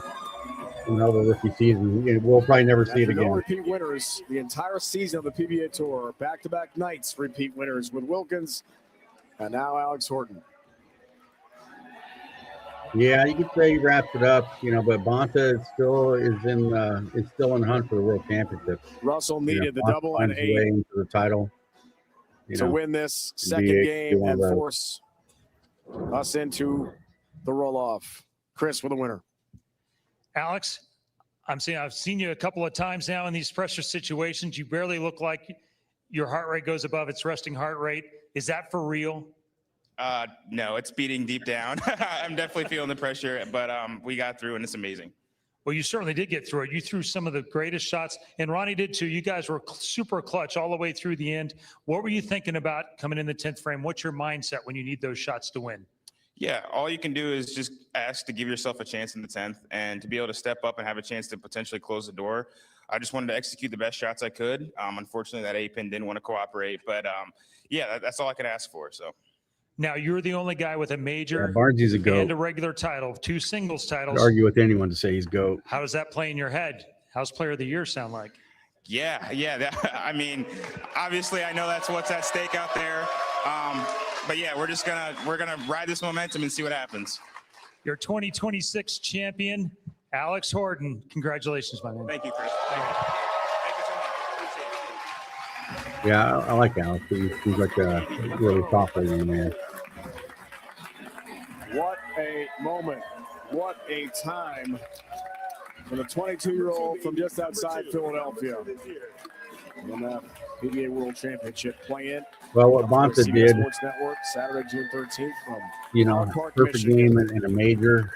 And You know. June 13th, 1 Eastern on CBS, streaming live on Paramount Alex won Plus. tournament champion. And that I mean, PBA that's World major. Championship show, the top And seed he is won another EJ title. Tackett. So But the man of the moment it's a good argument is Alex between Horton. Alex and Bonta. Celebrating again with Dad, raising the trophy as 2026 Shark champion. Thank you guys. Thank you everyone. Thank you. Thank you. You know, he's got the right idea as far as, you know, two-handed. Clubs keep coming back. Leon, These French giants of the Women's Champions League. Yeah, we'll see about Bonta. Barcelona. You know, he's, You wait for women. you know, you look at all the rookie class, you know that we've got, and you know, I tell you, you know, that this rookie class is pretty amazing. You know, there's been some talk about, you know, as far as why is this rookie class, you know, so good compared to other rookie classes.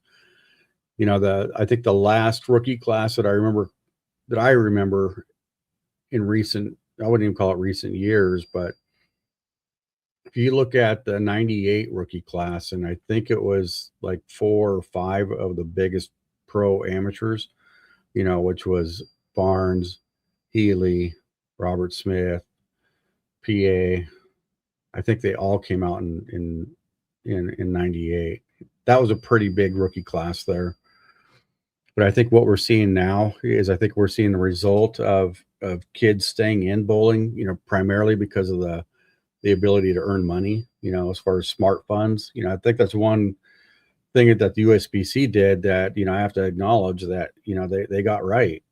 I mean, when I was a junior, I primarily went adult because I wanted to make money, and that now you see these kids that are, late teens, early 20s, they've got 30, 40 grand, socked away in their smart fund, and, if it was like that, when I was bowling juniors, I would have stayed juniors, but anyways, yeah, I think what the USBCA has done with the smart fund has really contributed to the reason why we're seeing so many young people coming out of college, or that college age, if you will, and and doing well on tour. Another big factor, is patterns. When for decades, from the 60s, the 70s, 80s, 90s, when a young player went on tour, he had no idea what to expect. You can even argue that, before they really started doing animal patterns, which I think was in the mid 2000s or something like that. But anyways, these kids are coming out, of some very good junior programs. The JAT, here in Southern California is still very strong. And then there's another organization called JBT, which is a West Coast. I think the guy that runs it, his name is Jeff. I don't remember his last name. And then you have the SYCs, and then you got team trials, you got junior gold, and you have all these large events, and then just local support systems for junior bowlers. You got the SMART program. So I think just a lot of kids are just staying in bowling, as opposed to, when I went from junior to adult, all of us couldn't wait. We all wanted to hurry up and go adult and go bowl for money, there's no reason to stay junior, what for, another trophy, so, yeah, and kind of back to these animal patterns, now you're able to practice on these patterns, and I think surfaces are a lot more consistent across the country, compared to what it was like, when the lanes were wood, humidity plays a huge factor. I mean, it still does play a huge factor, but on wood and with urethane finishes, that were on top of wood, and that now you've got these synthetic lanes, so I think between the animal patterns, synthetic lanes, and lane machines that are so much better than what they ever were, the level of consistency that those lane machines can reproduce a pattern is so much better than what we've ever seen. I my only year on tour was in 95, and I had two years in regionals, and even in my home center, we had a lot of oil. So I developed a game where I was just hitting up on it a lot. And then when I went and bowled regionals, they had a lot of oil. So I still had, a relatively, kind of hit up on it, kind of thing, which is what you had to do with plastic and urethane. That was the release, is hitting up on it. And then when I went on, like even the regional, for me, regionals had a lot of oil. And then when I went on tour, I was shocked. I could not believe how much tour hooked. I mean, it was just like, wow, it was like complete, I've never seen anything. So now the reason why I bring that up is, the kids that are coming out of college, the patterns that they're seeing, they've been seeing them for the past few years, and so, yeah, they got to keep up on the ball technology and learn, learn the transitions, when to transition, not to be afraid. For many years, we just made hand adjustments. That's what we did. Ball speed, hand adjustments, roll it more, flip it more, loft it, roll it, bring your eyes forward, did all these little tricks to try and get the ball to read. So, but yeah, all right, I'm going to go through some of these comments. Yeah, I don't know how to bring this. I think there's a way I can bring this here. Oh, yeah, pretty cool. So, yeah, back in the day, to get on tour, it was, I don't know. I can't really say if it was easier or more difficult, than now. We had tour school or we had PBA school, whatever you want to call it. And I don't know if they do that anymore, but we live in a different media era now than we ever did. I mean, you can see how well polished Alex Horton is. If you guys go back and Google the Burger King Open, I think it was Randy Lightfoot. Go watch that one. And we don't have any of those guys talking like that anymore. So yeah. So I don't know. Is it easier? Is it harder? I don't know. Yeah, so I'll kind of go through some of these comments and I'll kind of talk a little bit here. Yeah, Bonta is ahead in points average earnings. I was going through some of those stats earlier. I don't know where I have them, if I still have them somewhere. They really don't make it that easy, to find. They have it on their main page, so I won't say much. So if you guys want to kind of go through this a little bit here, EJ, he's leading in points, and I think money also. I don't know if you guys can even see this because the way the screen is doing this, but 14 events. I think he's got 13 caches. Yeah, he's got 13 caches.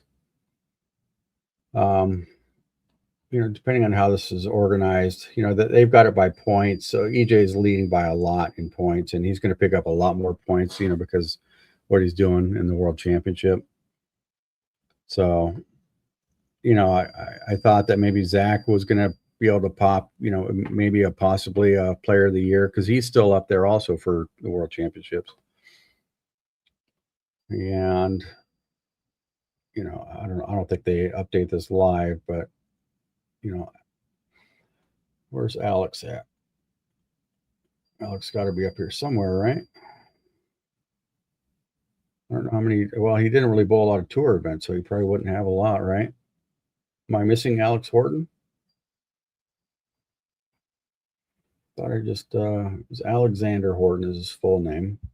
Oh, there it is. Okay. Yeah, he's 7,200 points, and Bonta is probably double that. Yeah. So, anyways. Yeah.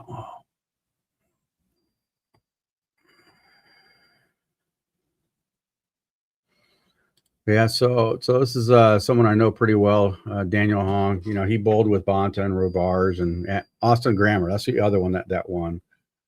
And another person that's not mentioned here is Julian Salinas. All these guys, they have great lane presence, and you can see it in Alex, you can see it in Spencer. And these guys, they're just really, really solid. As far as their approach to the game. I remember when I first started seeing Spencer bowl, and I was really impressed at his prep. He was like usually one of the first couple of guys to be down there on the settee area. He's kind of going through his balls, and he's just kind of sitting there and relaxing and just maybe having a snack or something to drink or whatever. But Spencer is. I think Spencer's going to be someone special to watch. In the coming years, I think he's going to emerge as the best lefty on tour. Packy is probably consider Packy the best lefty on tour. You got Graham Faw, and then, of course, you got Dio and is it Eric Jones? So you got that group of lefties. I think those guys are just going to be trading strikes for a really long time. They're all very impressive. So.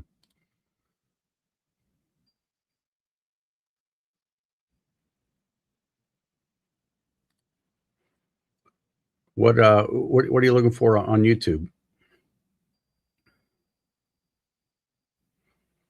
I didn't follow your oh, you wanted to find a replay.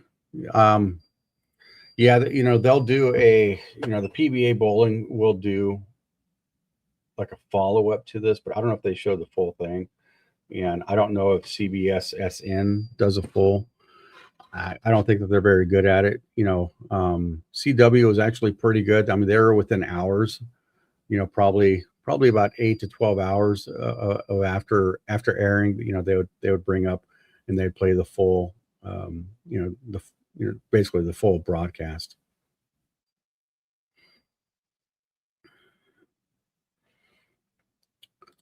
Yeah, I enjoyed that, watching the PBA 50. I'm 54 and, right now I can't really commit to anything, as far as trying to bowl. I started a business a couple of years ago, and so I'm, everything I've got is going into that. So, but yeah, I was trying to find a way to get to the US Open, the PBA 50 US Open, but that just didn't work. It's $2,000 just for one tournament. And that's hard to justify. If it was just, entry fee and, driving and, maybe a couple of hotel nights. Yeah, I probably would have figured it out, but, flying to Colorado, with, all your bowling balls and everything and, getting a hotel room and, going back and forth between the hotel and the bowling center is $2,000. And that's just wasn't in the cards for me. So maybe next year. And I'm on the wait list for the Masters, but I don't think I'm like about 60th or something like that on the wait list. I didn't exactly focus on registering when I needed to register. So anyways, I'm just going to hang out here for a little bit. I don't know if you guys have any questions to ask or whatever. What else was I going to pull up here? There's something else that I was looking at.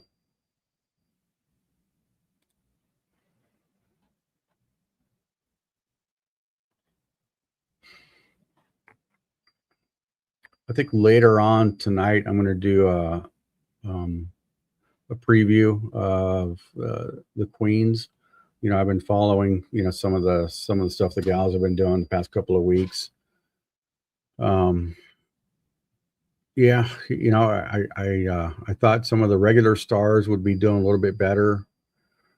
We haven't really seen that. I mean, I don't know if you want to call Stephanie Zavala a regular star in the PWBA. I mean, I know her because she's SoCal, of course. But I was rooting for Stephanie last week, and the first tournament she was doing pretty well early on, and then she really fell off. It looked like there was that first week on the PWBA looked like their cross was just impossible. They would hit a couple of decent pairs and maybe they popped a 230, 240, 250 or something like that. Then they would get over to another pair and it's like a 150, 160. And you could see it's just designs everywhere, because, I like to watch on Bowl TV. So, B. Chris, yeah, that I think that's a fair argument. And I think so. I think you're right, just because he's so far ahead on points. Second place, in a major. And then, winning the world championship. I think that takes him over the top. So,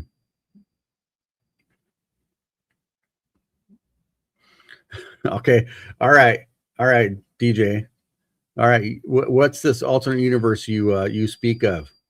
What alternate universe are you talking about? Are you talking about total pinfall? Are you talking about no TV finals? I'm curious. Has he led 5? Has he led 5 events? Just kind of curious.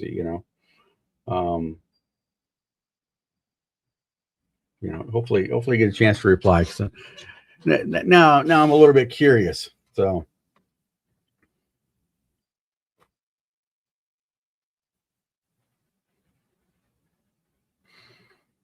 Yeah, kickstand. If you're 47, you're a couple seasons away from, I don't know where you live, but if they got a PBA 50 regional program, at least you can kind of, get accustomed to patterns and how guys like to play them and stuff like that. You know, that way you can get your year 50 season and be hit the ground running.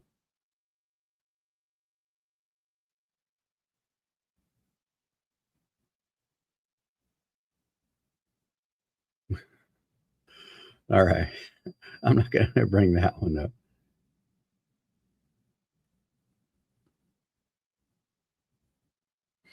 Yeah, Daniel, I hear what you're saying. Troop and Belmo, has slowed down. Have they slowed down? Yeah, you could say that they've, you could say that they slowed down.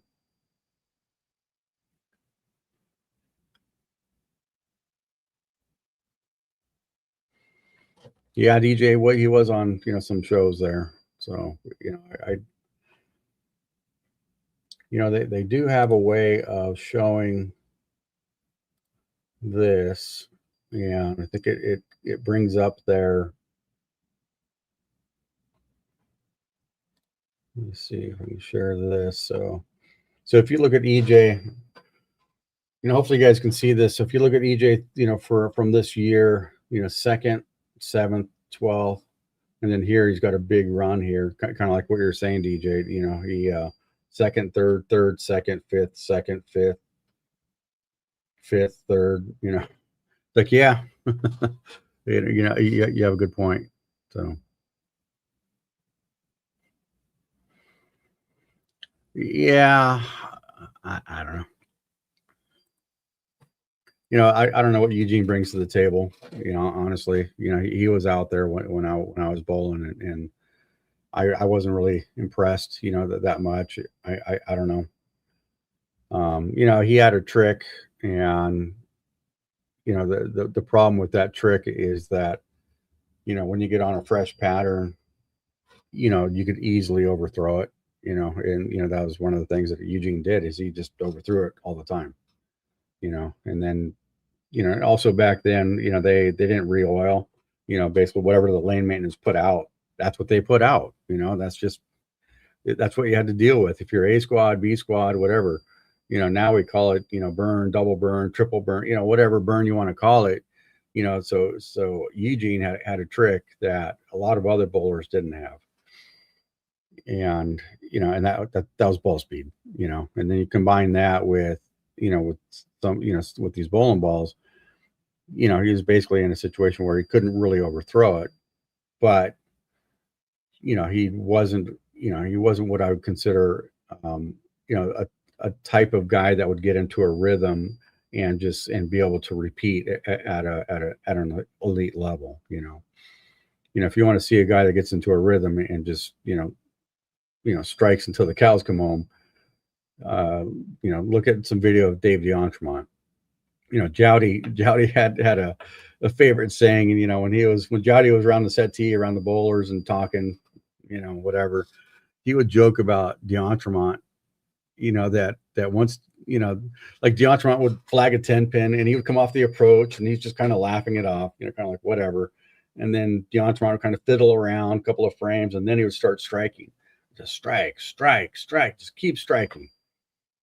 And Jowdy was like, this guy would strike so much, we had to pull him off the approach to stop striking, and it was just funny to, how Jowdy would tell that story, because he told it every week, but anyways, Eugene wasn't that kind of guy, as far as, getting into a rhythm and just being able to maintain that rhythm.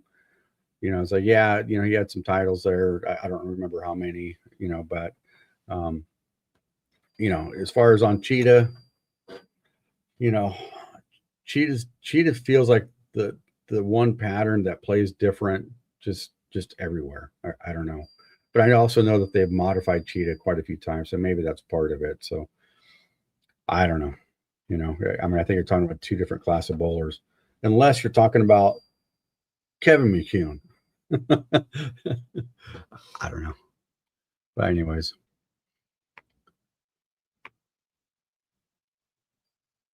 Oh, they did update the standings, huh? All right. Well, let me take a look. Let me take a look here.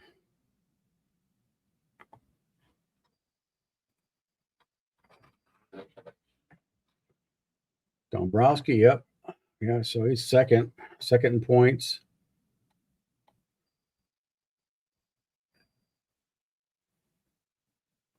So Zach competed in 14 events, cashed in 9. Alex, 11 events. You know, I imagine that's part of the problem. You know, Alex Fortnell has only got 11 events, only 4 cashes. I mean, you know, that's doing some damage. So.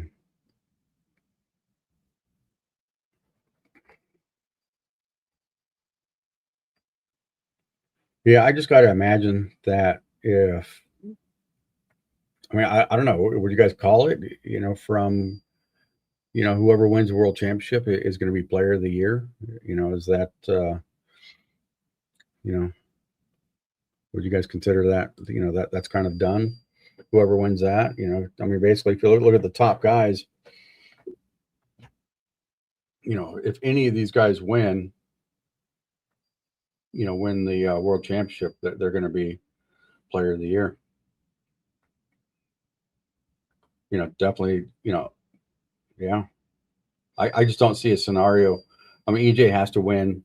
That's it, plain and simple. You know, for him to be player of the year, he has to win the world championship. And then to me, it's an easy decision.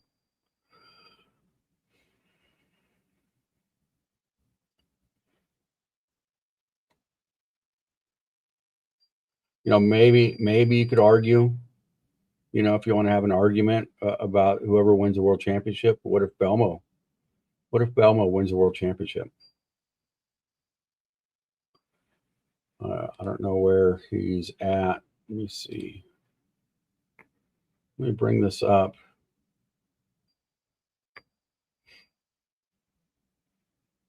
So I think this is current, right? So the top 9.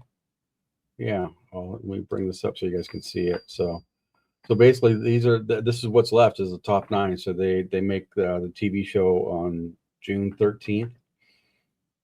So, you know, if Darren Tang wins world championship, could he be player of the year? Jason Sterner, probably not. You know, if he wins, probably not. I don't remember. Did Prather get a title?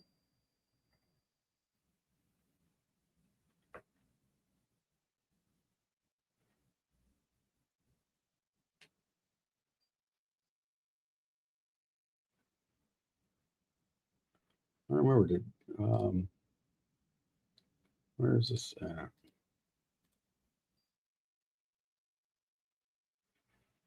Yeah, Prather. No, he still hasn't won one, or he didn't win one this year. Yeah, he's lurking, but he's yeah. I think if he wins a world championship, you know, I don't think he'll be player of the year. Bill O'Neill, it's likely not. Yeah. You know, Vi's made a lot of shows. Let's see what his you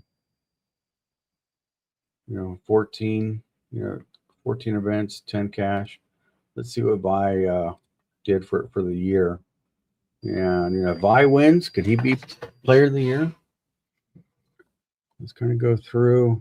Slow start. You know, it's 3rd at the US Open, so that's a major. You know, 4th at the Pilgrims Ohio Classic.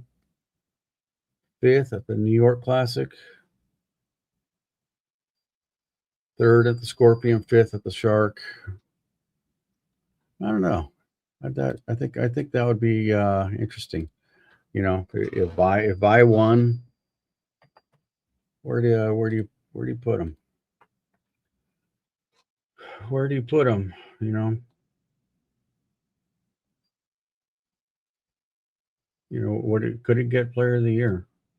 You know, because then, you know, to me, you got to go by the majors. You know, because EJ would be out, so you got to go by the majors. You know, you got Patrick, you got Boog, you got Alex, and Alex has a 2nd title. So if Vi wins world championship, do you put him ahead You know, do you put him ahead of Alex? And I'm going to say, yeah, I think you do. I mean, to me, the animal patterns don't carry the same weight as a regular tour event, even though they count it as a regular tour event. It's not. But I'll stop right there. Yeah. So anyways, I think I'm getting about to wrap this up here pretty soon. I appreciate everyone watching and everything, and make sure you guys don't tell CBS. I don't want them to know about our little secret. So what's coming up here? Let me see. I think tonight I'm going to do a little preview of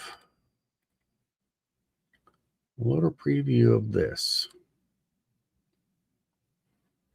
So I'm going to go through, kind of see some of the gals that I'll probably follow. Let me see. Let me go through the roster real fast here.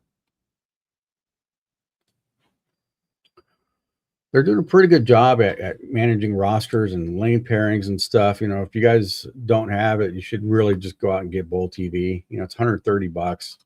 You go watch it on your phone and PC. I don't get paid by them, but I just, ever since I got it, I've been having a lot of fun. So, and if you guys like to watch bowling, you know, and, you know, the guys that are on it, Emil and Von Kruger, you know, for the gals, and then Randy, and it was Mike Flanagan, you know, for the guys. And yeah, I don't remember who was doing the PBA 50, you know. So anyway, so let's kind of go through. Oh, look, Caitlin's bowling this. That's interesting. So over here, I think, let me make this a little bit, try and get this a little bit larger so you guys can see, just in case if you're not on a good TV here or a PC or screen, whatever. So, you know, for those of you that don't know, Caitlin, she just finished up her freshman year at Vanderbilt, and she was one of the top gals in pretty much all stats across the board. Now, you know, I think Vanderbilt finished third in the championships or something like that. But let me show you something about, you know, about Caitlin. So if you look at this, and, you know, a lot of you, you know, Gianna just graduated. So she's, you know, basically, I think she graduated. Maybe she was a junior. I'm not sure. But Gianna pretty much dominated all the stats, you know, in the, you know, NCAA, the girls bowling. But kind of lurking around, and this person is, Caitlin's a freshman. You know, she's here. You know, she was 9th. You know, you got to go through all these. You know, they break down all these stats. It's actually pretty cool to kind of read through. You know, if you're a stat geek like me. So basically, you know, the reason why I was bringing this up was because, you know, we've got Caitlin bowling. You know, the master, or I'm sorry, the queens. So who else we got here?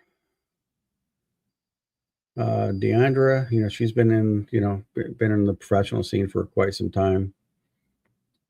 Alyssa Ballard, that's another Vanderbilt. And then you got Josie Barnes, she's the coach over at Vanderbilt. And she's been bowling lights out lately. So, you know, we can expect a lot from her, you know, this week. And then we got Jasmine. I don't know her too well. I mean, you know, I kind of see her here and there from some, you know, sweepers or 6 gamers or whatever, but, you know, I see her a lot on, you know, Facebook and all that. So I hope she does well. So who else we got here that maybe I kind of know, maybe you guys know? You know, Julia, she was in the NCAA. You know, she was, she didn't bowl that great last tournament. She was crossing with New Finn, and so that's why I was kind of watching Julia a little bit, because New Finn was killing it. I got Lindsay Boomershine. Oh, Gianna's bowling. So that I think that'll be fun to watch. You know, if you guys, you know, watch any of the, you know, the girls collegiate action, you know, I think watching Gianna and watching Caitlin and watching Alyssa, you know, I think all that'll be, you know, pretty fun for you guys, you know, to kind of track, you know, how they're doing. Let me see here. I don't know all of them, so you know, if I pass through them, that's just out of my own ignorance and not any kind of preference or anything. So, let me see. Oh, you got Avery. So Avery's another Vanderbilt, and she's out of Southern California. You know, basically between Avery and Caitlin, you know, they traded blows.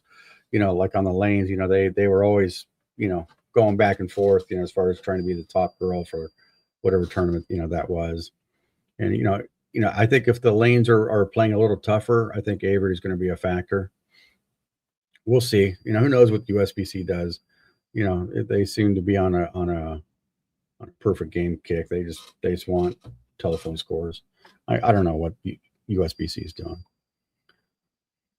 Crystal Elliott seems like, you know, she's a bit of a fan favorite. You know, she's got one of those personalities that's just really endearing, and you know, she'll be on Bowl TV, you know, here and there. Who else? This one, Emma Friant out of France. I was watching her. She was crossing with Stephanie Zavala last tournament, so I got to watch her bowl a bit, and I think that she's going to be someone to watch in the near future. You know, I think she's got a really good foundation of a game. So definitely keep a lookout for Emma Friant. Hopefully, I'm sure I'm not pronouncing that correctly. So. You know, Hope Gramley, she seemed like she struggled, you know, last tournament, like just things were just out of sorts. And I did not really understand, and I don't really know her. I really don't know her game that well, but she seemed kind of a little out of sorts. So hopefully she got some things tidied up and she's ready for the Queens. Clara Guerrero, you know, she's a fan favorite. So this person, Adrienne Hare, Adrienne Hare. So she's out of New Mexico, and you know, when I was in Bowl TV and I was, you know, on the chat board, and somebody was telling me that she's related to Dana Miller Mackey, and Dana Miller is Mike Miller's sister, and so there's a whole connection there, you know, a family connection with bowling and everything. So that, you know, that'll be, you know, someone to keep a lookout for. Who else? Oh, look, that's Danielle Henderson. So that's another Vanderbilt. I didn't know all these Vanderbilt players were bowling. You know, just had no idea. Yeah, just to let you know, I'm not really watching the chat right now. I'm just kind of going through this roster. So, you know, if I'm not answering a question, you know, I apologize. But anyways, yeah, so got Danielle Henderson. So she's two-hander. You know, the core of her game is really good. You know, her footwork is excellent.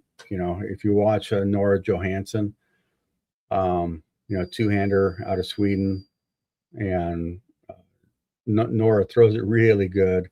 And that's another one that's going to be a force to deal with. So basically between Danielle and Nora, you know, on the two-handed side, you know, those are going to be some players to watch, you know. So here, then we got New Way Finn. You know, her style, she's got a lot of moving parts, and I'm just kind of not really a fan of all those parts going all over the place, you know. But you know, if you can repeat it, you can repeat it. You know, I mean that was kind of, you know, like Amuleto. You know, I mean, if you can repeat all that stuff moving around like that, more power to you. You know, because generally speaking, when you have a lot of things going on, it's because you're trying to get your body in a position to, you know, have a good, strong, effective release. You know, I mean, if you want to talk about some older players that did that, you know, obviously Amuleto was one of those guys. Bob Vespi was one of those guys. Jimmy Keith was one of those guys. You know, as far as, you know, where they had to get their body into a certain position in order to have a, you know, strong release. You know, New Way Finn is kind of the modern day version of that. You know, but she's bowling well, and you know, she seems to know her equipment pretty well. You know, I watched some of her ball changes, and it kind of seemed, you know, it seemed like she was pretty well in tune. Manon Ishida, she's one of the top players out of Japan. Hasn't really, exploded just yet. I think she's kind of trying to figure it out, a little bit. I didn't watch her during this last tournament. This last tournament was 39 feet, 29 mils, and they were forced out.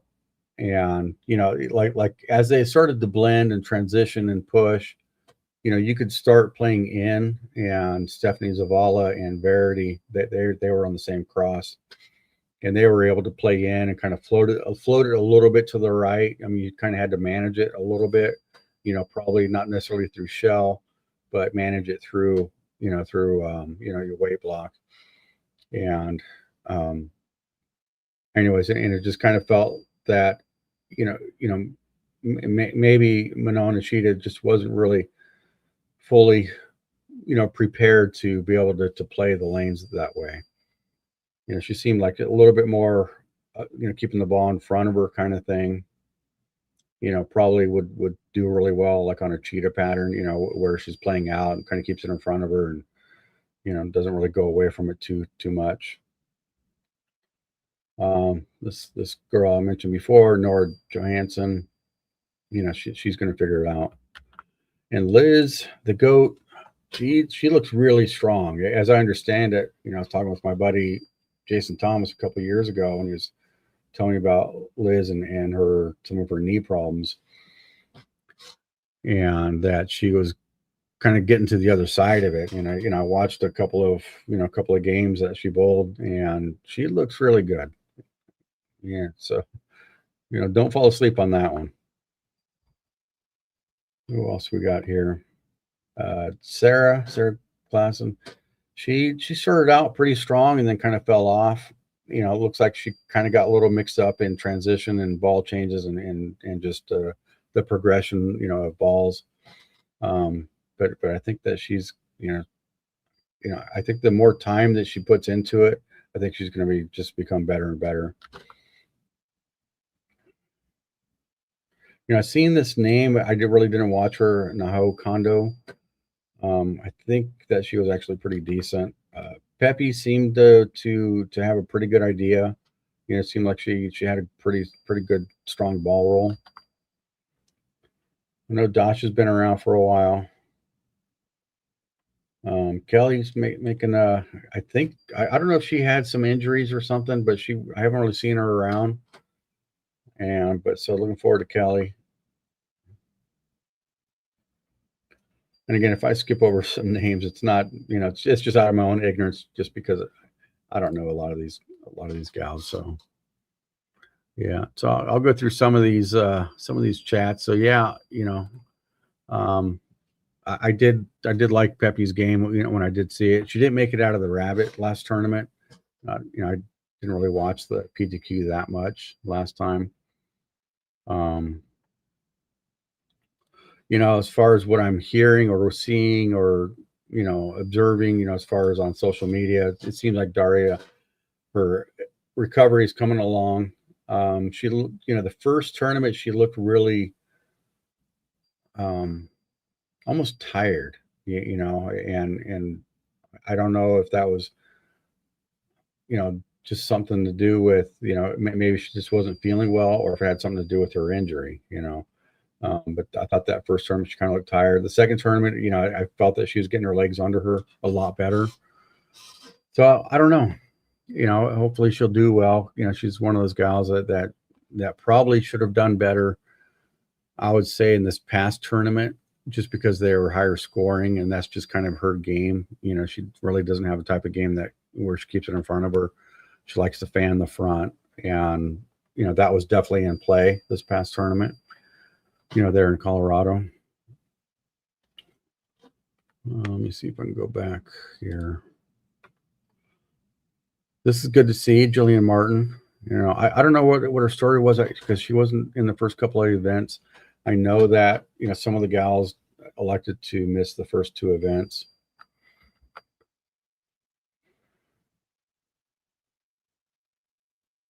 There's a California player, but I don't know her. Jacqueline Matsutani, another California player. This one right here, you know, I watched her in the first event, and I thought her release was just amazing, just fantastic. And she hasn't really done much yet, you know. So I'm not too sure if maybe these patterns are just different surfaces, environment.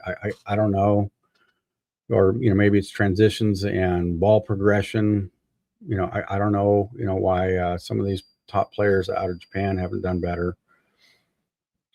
Who knows? But I think, you know, if there is a name that comes across, you know, your eyes, Suzuna is one to watch. So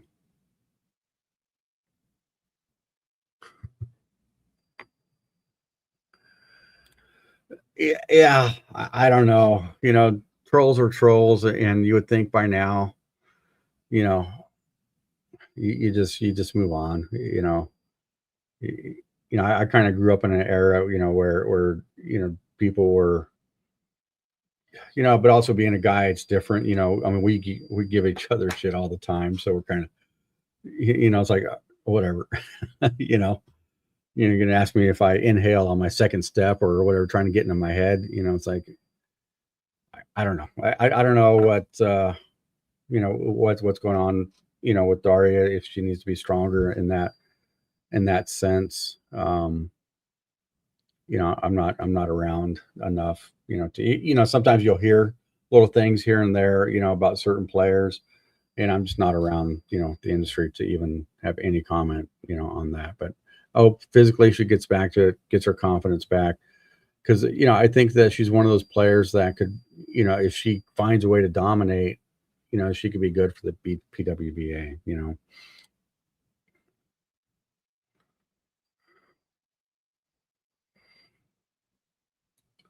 yeah. Again, I'm not around to know. You know, I was the type of player that I had to bowl. I had to bowl all the time. You know, I you know, it didn't matter. So I know what you're saying. To me, as a bowler, you got to bowl a lot of games. It doesn't matter. So, anyways, let me go back through this list here.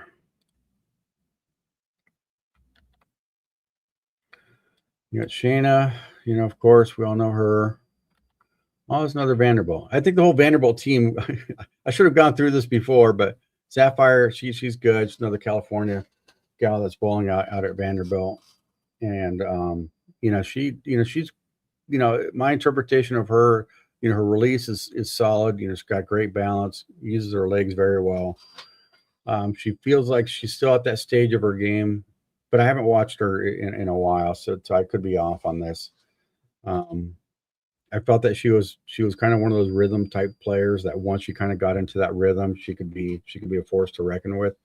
You know, where if things got a little bit tight for her, it felt like it took her a little bit too long to really kind of be comfortable with being uncomfortable. I don't know if that makes sense, but you know, when you're going through a fresh pattern, a tighter, you know, lower ratio fresh pattern, you just got to find a way to be comfortable to be uncomfortable. You know, that's the only way I can really describe it.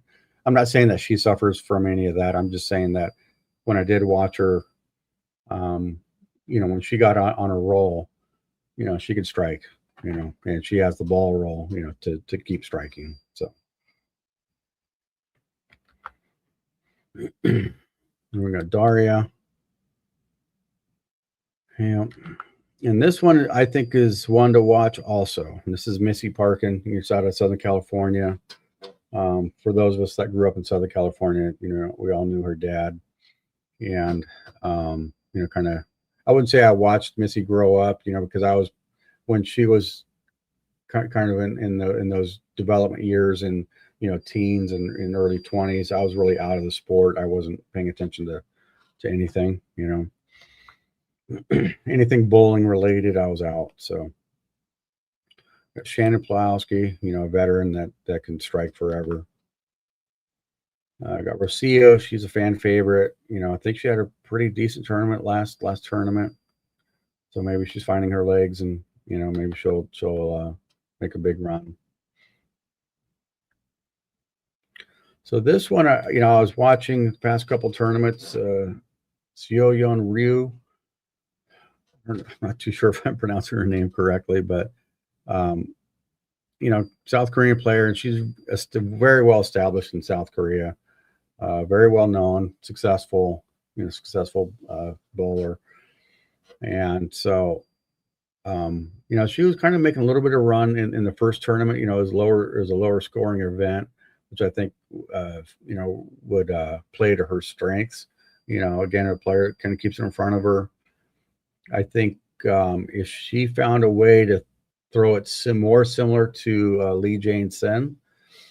Lee Jane Sen, she's straighter, but beyond that, she's also behind the ball. She's very, very disciplined at staying behind the ball. And I think that if Ryu could find a way to maybe be a little bit more disciplined in playing, being behind it more, I think she could help herself. One that surprised me, I don't know why, because I don't know these bowlers, but was Swazwana Sahar. She's really good. I watched her game and she throws it really good. So I'd watch out for that one.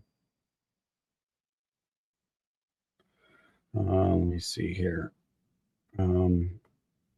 Yeah, so like I said, Lee Jane, she won the first event, so definitely watch for her. And if they're lower scoring, she's going to be a factor.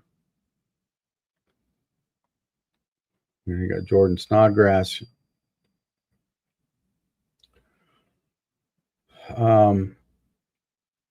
Between these three, Daphne, Sherry, and Tan, and then Arian Tay, they're all pretty strong. They seem to be, kind of keeping up and not having too much trouble. If any one of them, kind of finds the pattern likable, I wouldn't be surprised if they're at the top. Alejandra, yeah, she's SoCal, so I'm glad to see that she's bowling. She's one of those gals that competes right by the guys and holds her own very well. We actually won a trio tournament together. I don't know, about a month and a half ago or whatever. It wasn't me. It was Mikey. Mikey was 230 over. I was 30 over. So, but all of us enjoyed the win anyway. So we got Roberta. She's going to be up there. I'm very happy to see that. And let me see here. Don't really know those. Kelly Whipple, she was a collegiate player. I think she's out of college now. Throws it pretty well. Wouldn't be surprised if she makes a run. And we got Stephanie Zavala. So hopefully she just finished second. I think she was just probably just one ball behind. I'm not saying what I would have done because I watched her in that final. I have no idea. So I have no idea, but I think she was just one ball behind. It was like one ball away from to really, to basically win that final game. Because they were kind of doing their own little transition, and she made a couple of ball changes, and she started leaving some. She was kind of placking the 10 a little bit. Then she made a ball change and started striking again, and then it looked like it kind of happened again, like maybe they pushed again. So maybe there's one ball away, where she could have won last week. So hoping for Stephanie. So you got Diana. Oh, I'm not gonna Zavzolov. I don't know. I know she's been around for a while, and I should be able to roll it off my tongue, but I can't. I can't do it. I can't say that last name.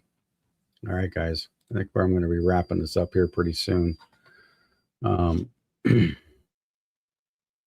right. Well, we're winding down here. So anyways, thanks. Thanks for taking the ride with me. I don't have an outro video, so I'm going to play an intro video just because I did it and I'm kind of proud of myself.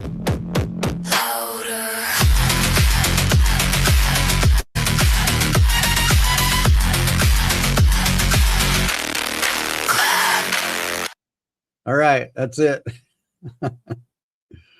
My intro is not my outro. I'll make one in a couple days. I don't know. I'm learning all this stuff. Having a lot of fun with it. Keep striking.